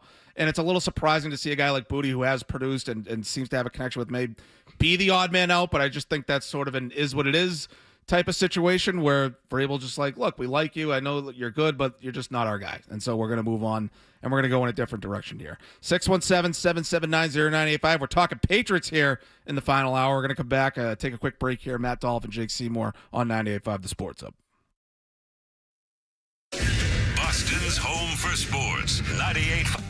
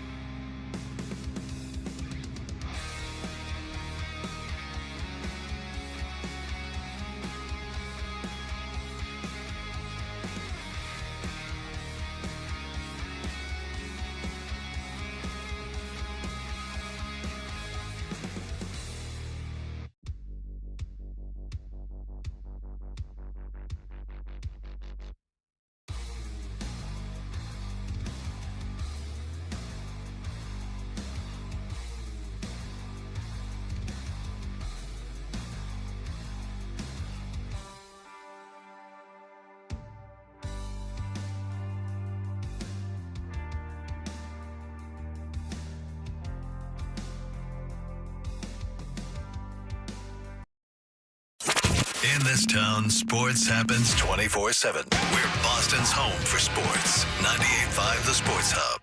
And maybe the fact that they made it all the way to the Super Bowl in Mike Vrabel's first season tells them that, like, hey, we actually do have a chance here. You know, if we improve the roster this offseason, we make another big move that brings in a true impact player, and I think A.J. Brown still fits that category. You know, schedule will be damned. You know, maybe we can go on another run to the Super Bowl. And look, it's going to be tough just to get into the playoffs next year, I think. Like, I think they got to really hope that they can win the AFC East again, and I think they have a chance for that. I don't think the Bills are a lock to come back and win that division.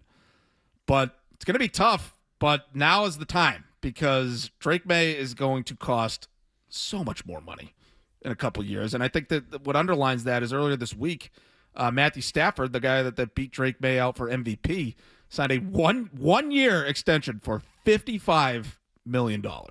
And that puts him, I think, tied for the second most at that position. Like, I think that's like the standard right now for paying quarterbacks other than Dak Prescott, who I think makes 60. I don't have the numbers in front of me. I probably should have looked that up in the commercial break, but I think the league sort of has come to an agreement that, like, okay, we're not doing the Dak Prescott thing, but we'll do the Joe Burrow, Trevor Lawrence one, basically $55 million a year. However you shake everything out, it comes out to $55 million a year. So that's Stafford.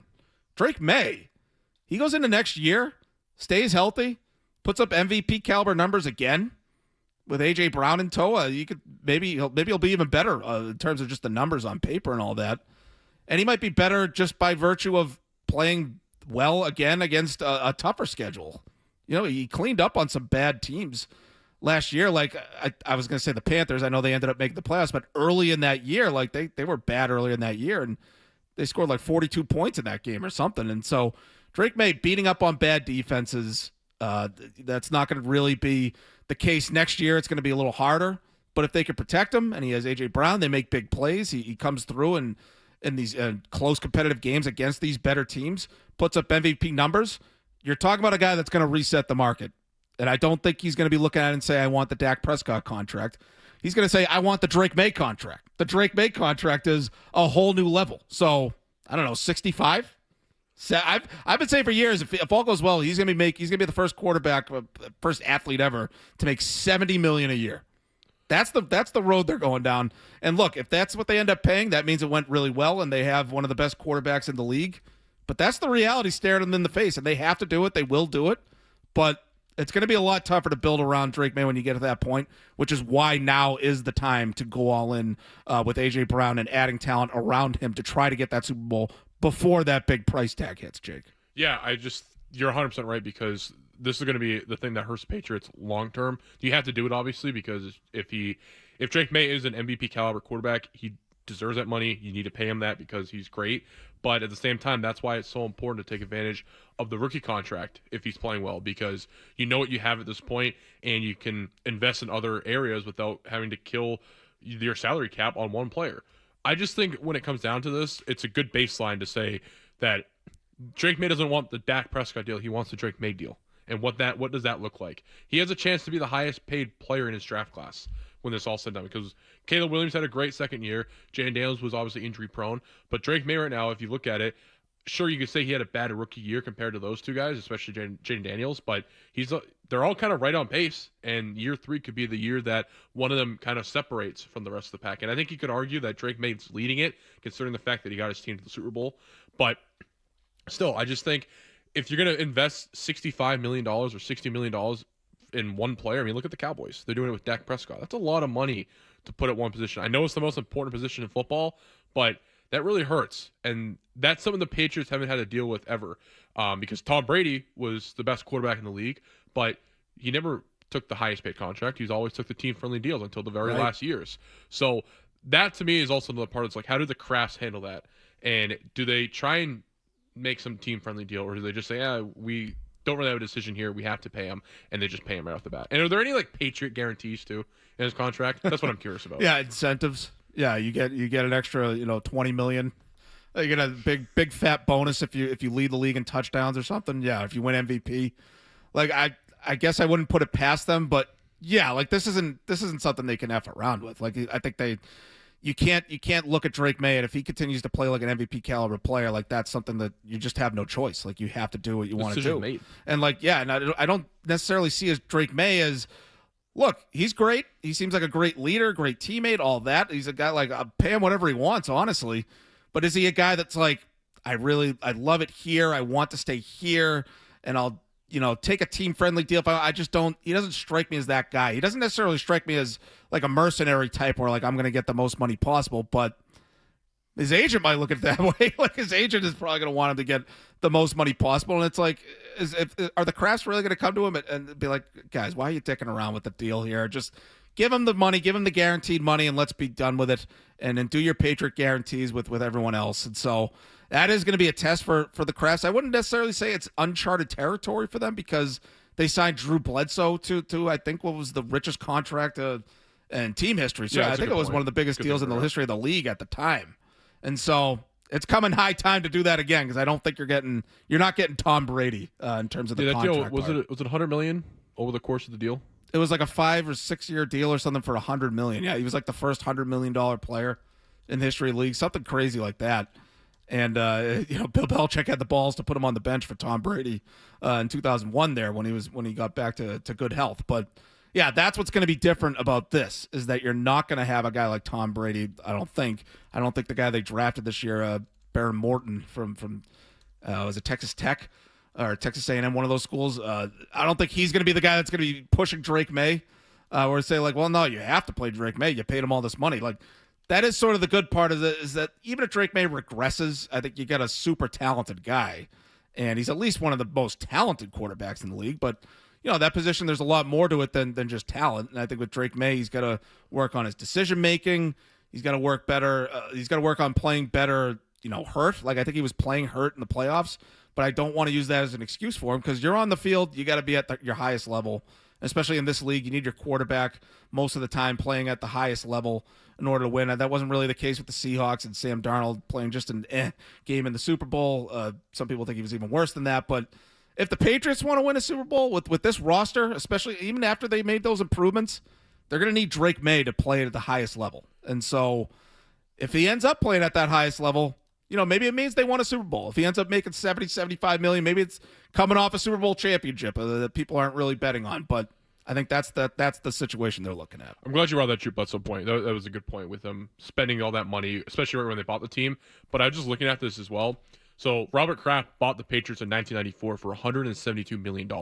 That contract with Bledsoe was a 10-year deal for $103 million. I don't know if that was incentive-based, but just based on the pure number, it was a 10-year, $103 million deal. So over the course of 10 years, Drew Bledsoe almost made what the Patriots were sold for, which is crazy. Right. Drake May is going to make triple that. Absolutely. But my point is that it's just shows how these numbers have been inflated. I'm not a math guy. That's why I'm in journalism. So if you got an answer on this, call in.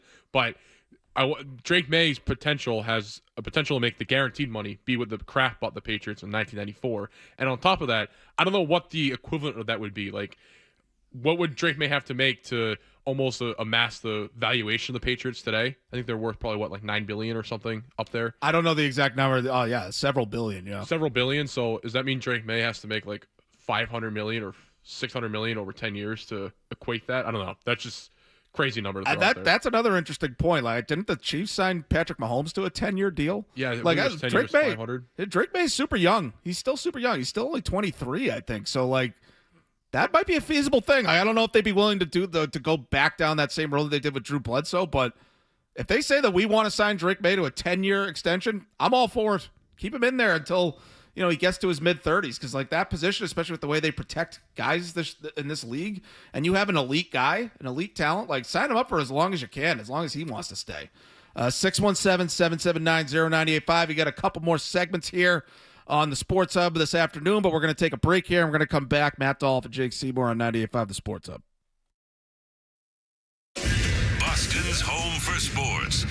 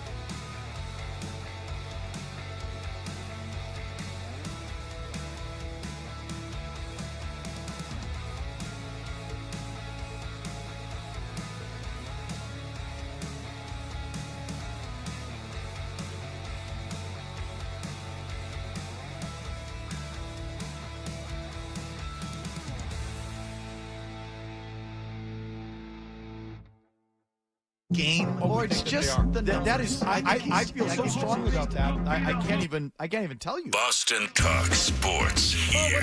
What do we got? The Sports. When it comes to Boston sports, we're fans just like you. 98.5 The Sports Hub. The NFL now, they're going to have 9 international games this year. They're pretty transparently discussing how the 18-week schedule is coming. First week, we go Wednesday, Thursday, Sunday, Monday. The playoffs don't start until January 16th, and the Super Bowl is on Valentine's Day. So they've just declared war on everybody's lives. And we love the NFL, and we're addicted to it like it's a drug, and we can't fight back. But is there a tipping point where there's just going to be too much? You know, remember that quote from the executive who said we've reached peak TV 10 years ago? Right. And it wasn't just about the quality of TV, it was about how much. This feels like peak sports TV, except I don't know that we're quite there yet. Because as you mentioned, what's still out there? 18th NFL game, expansion maybe in every league, certainly the NBA, but maybe also hockey, baseball, bigger TV deals, more sports scheduled on days we never used to have sports. I just feel like there's more out there somehow, even though it feels like almost too much right now. It's the first time I ever really remember feeling like I have trouble staying with everything. Like there's just too much.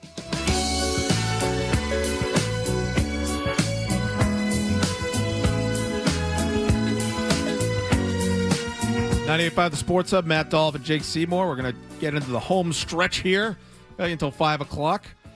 Still some open phone lines here if you want to call in, talk about anything, honestly. We've touched on 3 of the 4 major teams here in town, so if you want to call in, talk about whatever, 617-779-0985. But we're just going to scratch an itch here real quick. That was Bill Simmons talking about the spreading out of the NFL schedule this year in terms of days of the week. The NFL is taking over pretty much anytime we feel like we might have a break from football or a family day or it's the wife's turn to have her day. We got to watch what she wants to watch. Those days are dwindling for the football fans of the world. Sorry, Liz. A lot of football fans out there that better hope your wife's a football fan. You better hope you're okay with the Wednesday night football, Christmas Day football, Black Friday football. Look, I love football. I love the NFL. The Patriots have been the team that I've covered more than any other team in my career. Been to a couple Super Bowls. I was fortunate enough to cover two Super Bowl runs for the Patriots. Covered this past season. There does get to be a point where it's too much. I think the NFL was special because they owned Sunday. You get to Sunday and you get the whole league almost. And then Monday Night Football, like I never had anything against Monday Night Football, but like that's a special thing where it's like it's one game. I feel like it started to go in the wrong direction when they started doing the Monday night double headers. Like, I can't stay up for that 10 o'clock game out here on the East Coast. And then you get to, Thursday night football, which to me is usually a diminished product. I think late in the season, you tend to get better games where the teams that have sort of established themselves. You get a good divisional matchup like the Rams and Seahawks had, a really great game late in the season last year on Thursday night football. But you put a crap team there, a crap team on a short week, you get a crap game. So I haven't even been that hot on watching Thursday night football recently. And then you start to add Wednesday to it. You get the Christmas football. I always was okay with Christmas being the NBA's day. The NFL's looking to take that over. I have other interests, Jake. I know there's a lot of people out there that football's their number one passion. They love football. All they watch is football. How many people are there like that really in the country? I think even if you consider yourself a big football fan and you follow the league and you watch Red Zone and you're in tune with everything, do you want to watch football every single night of your life? I seriously doubt that. I know a lot of guys that love football, love sports and love that, but they also love streaming. They love movies, video games. And then, they have their significant others or their wives. If they're not into football, they just sort of have to put up with it. And then you got to take turns. And now it's my turn to watch what I want. Like, they want to watch different things. Do you want football taking over your whole life, Jay? Because I certainly don't. No, I don't. And I think what's interesting about this is that the NFL or football as a whole was like appointment television. It used to be like, this is building up to a moment. Once a week, this day, this team plays this team, and that's how it is. And I know around here it's not as big, college football, but especially down south and out west with college football being on Saturdays, that's something else that really is appointment television, appointment viewing, that you have to see this, and it's a moment. It's a thing to do on the weekend. And when you start putting games in the middle of the week and you start putting in all these holidays, you kind of start to lose me. And not that I'm saying I'm not going to watch the Patriots play on Wednesday night. Of course, I'm going to watch that. And I watched opening night last year when it was on a Wednesday. All these, or Thursday, whatever it was last year. But regardless of the point, I'll watch football. But that's also partially because I feel like it's my job to do that, to consume the product, because I want to talk about it. I want to write about it, whatever the case may be. For the typical person, average person who has a 9 to 5, you want to come home from work and turn on the NFL on a random Wednesday and stay up at midnight to watch it. People complain about that with Sunday night football, but you put up with it because it's once a week on a Sunday, and it's kind of everyone accepts it. But you're doing this on now Sunday, Monday, Wednesday. Like, people don't want to do that, I think. And I'm not saying the NFL is going to get hurt by it, but it could be something that people get turned off on, I think. Yeah, you mentioned getting hurt by it, and then Bill Simmons was talking about the tipping point. Do we get to a point that it's too much? We're already there. We're at the tipping point. It's too much football. I think it's I just think, look at a guy like me who has been following the league for 20 some odd years, going back to when I was a kid, and always look forward to Sundays and even Monday night, and I watch every single Patriots game for decades now. That just gets to the point where I don't need football every day. I need a break. I need to take a breather from it. And like you said, the anticipation is sort of what makes it that much better when it's finally time. You get to 1 p.m. on Sunday, and it's like finally time. But now, like, we're going to have Thanksgiving week this year. We're going to have a Wednesday night game. Is it 3 games on Thanksgiving? At least 3. Then the Black Friday game. I'm probably not watching that Black Friday game. If it was the Patriots, I'd watch it because it's my job and we're in New England and all that. I'm probably skipping the Black Friday game personally. I'm probably gonna go outside if it's a nice enough day. And the NHL usually has Black Friday games. I'm probably watching hockey on Black Friday personally. But you said, like, I don't know if it's gonna hurt the league, and it probably won't. Like, that's the frustrating part, Jake, is that we always talk about, like, we want fewer games. This is across sports. This goes across every sport. Like, baseball, you got 162 of these things, and basketball and hockey, you got an 82-game schedule. It just becomes a slog at certain points.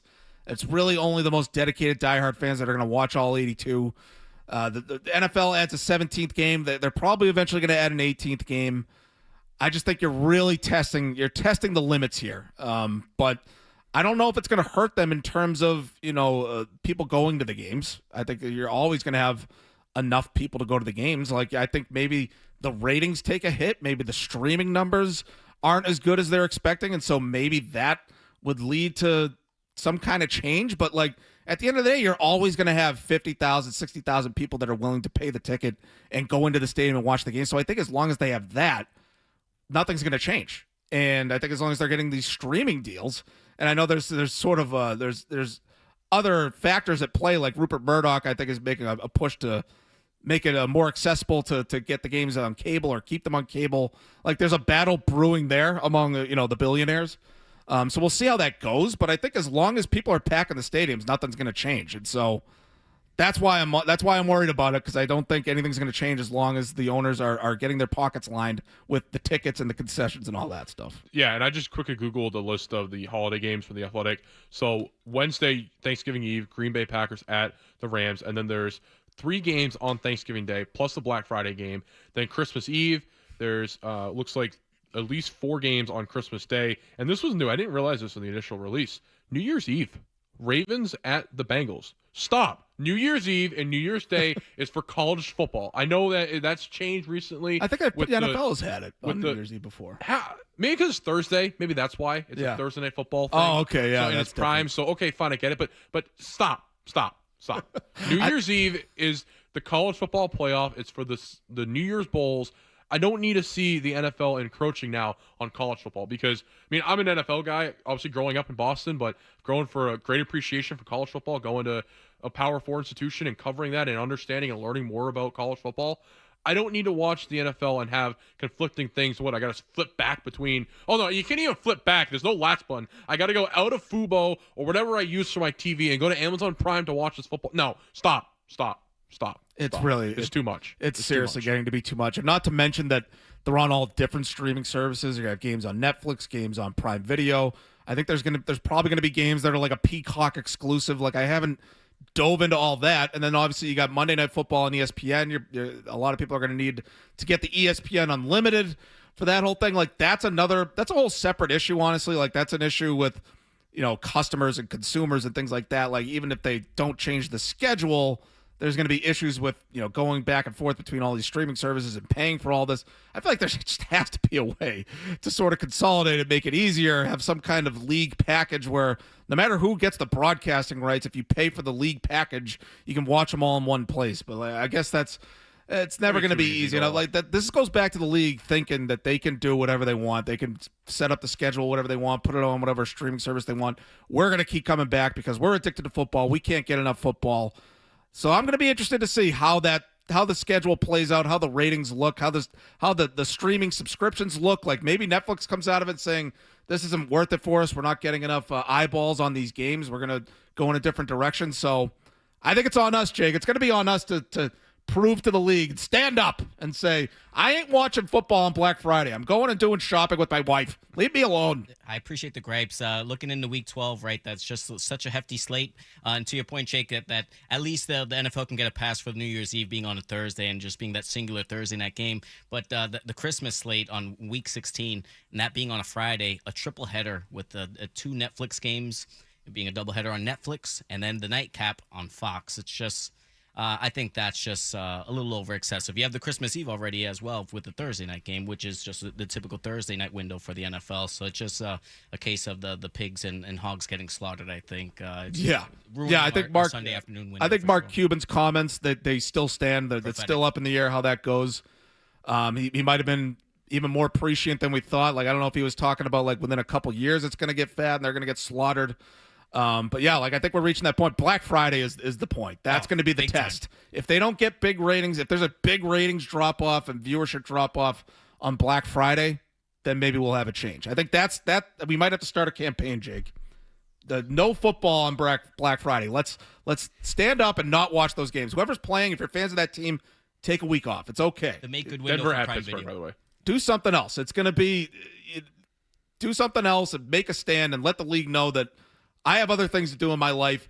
We'll be better off for it in the long run. That's what you got to sell people on. The other thing, too, I'll throw in there, like Thanksgiving I'm okay with because that's a football holiday. Of course, Christmas I'm okay with for the NBA. Christmas and the football don't mix, so stop, please. Right. But the thing I'll just throw out there as well with these holidays and what it's playing, I don't know for you guys, but even when the Celtics play on Christmas, I don't watch the game.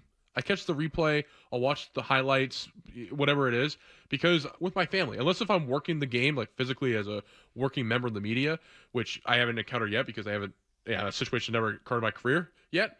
But when I was growing up, I never watched the Celtics on Christmas. I never watched the Patriots on Thanksgiving unless it was a night game and we were done with our holiday per se, but it's just something that my family didn't do. So we would check the score and it might be on in the kitchen while dinner was being made, and then once dinner was made and we started doing the holiday stuff, it was it. Like, okay, yeah, we'll check the score afterward.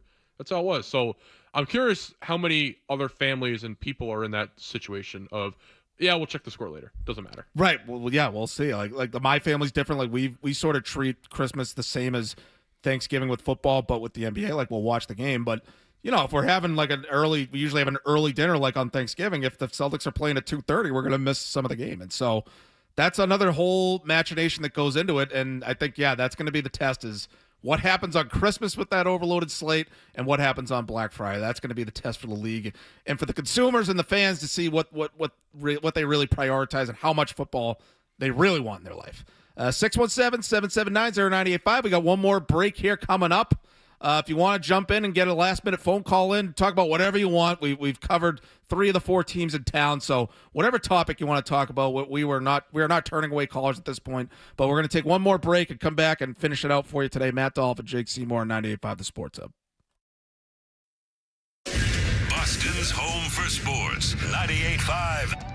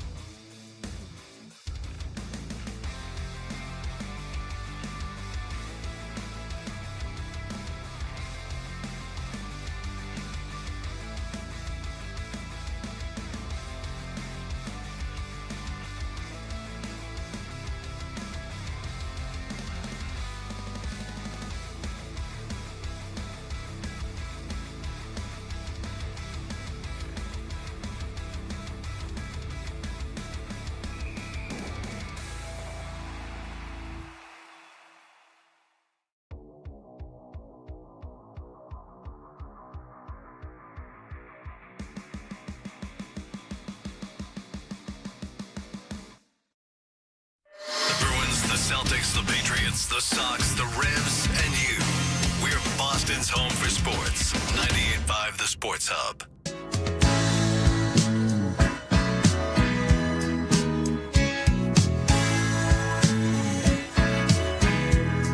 The Sports Hub, Matt Dolloff and Jake Seymour bringing it home for you.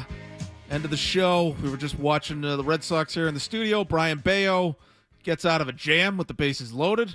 It's funny, Jake was cracking me up during the break there. I think they had one runner on at the time. He had the batter at 3-2, 2 outs, and Jake's like, they're about to go down 3-0.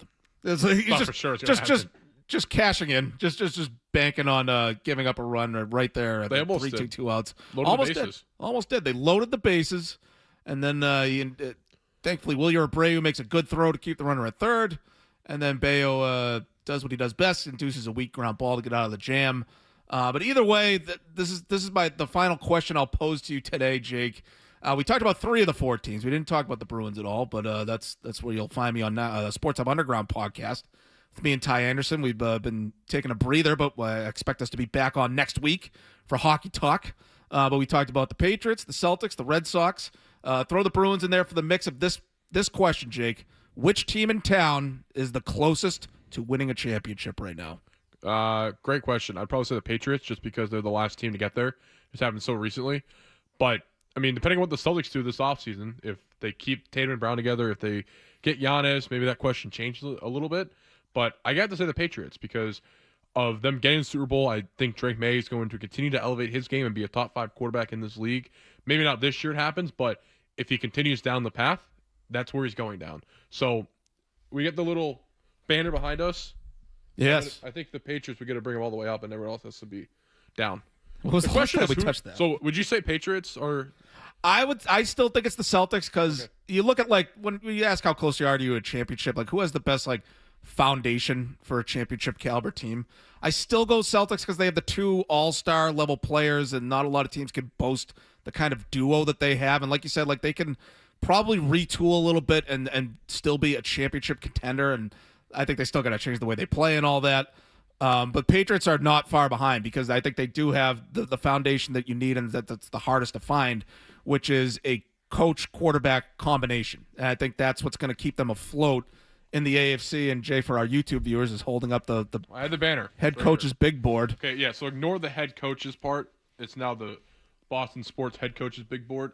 There's also like an Oreo cream on this, which is quite disturbing. Yes, yeah, thanks. So I choose Zoe to blame for that one. Yeah, I think it's actually maybe it's out of commission, but for illustrative purposes, the Patriots and Celtics got the highest, Bruins got the 3rd highest, and the Red Sox they're all and that is unbelievable. I think a year ago, or a little more than a year ago, end of last baseball season, we might have had the Red Sox a lot higher on the list of who's closer to a championship, and then all of a sudden the Patriots have this epic turnaround, get to the Super Bowl. The Celtics, they've been a championship caliber team ever since they've had Tatum and Brown, sort of as breakthrough all-star players. But I think that's between those 2 teams. But I thought it was a fair question because it's totally fair. Not a clear answer there. And I think the Patriots have the hardest thing to find, which is the elite franchise quarterback, and they have, I think, still, assuming all goes well behind the scenes with Vrabel and he's here and all that. And he has, the room behind him and all. Assuming that all goes well, they have one of the best coaches in the league. And so they have one of the best combos. And I think that gives you, the highest floor you can have in the league. And as long as they have Drake May playing at the level he played at last year, they're going to be right in that mix. The Celtics need to do something about the way they're coached and, just retool the roster around them. But it's going to be an interesting race between those 2 teams as far as next season. All right, Jake. Well, it's been fun. It's been great. Man. I think we have some natural chemistry building. Yeah, I think we've had some conversations off the air about writing stuff, but I think it translated well to the radio. What do you think? Yeah, I think it did. Different medium, different product, but I think it all translated pretty well. Absolutely. Thank you, Georgie, behind the glass. Great job as always, keeping us on target, keeping us with the audio and all that. Thanks for listening, folks. Thanks for watching on YouTube. We'll get back to you again next week. Thanks for listening.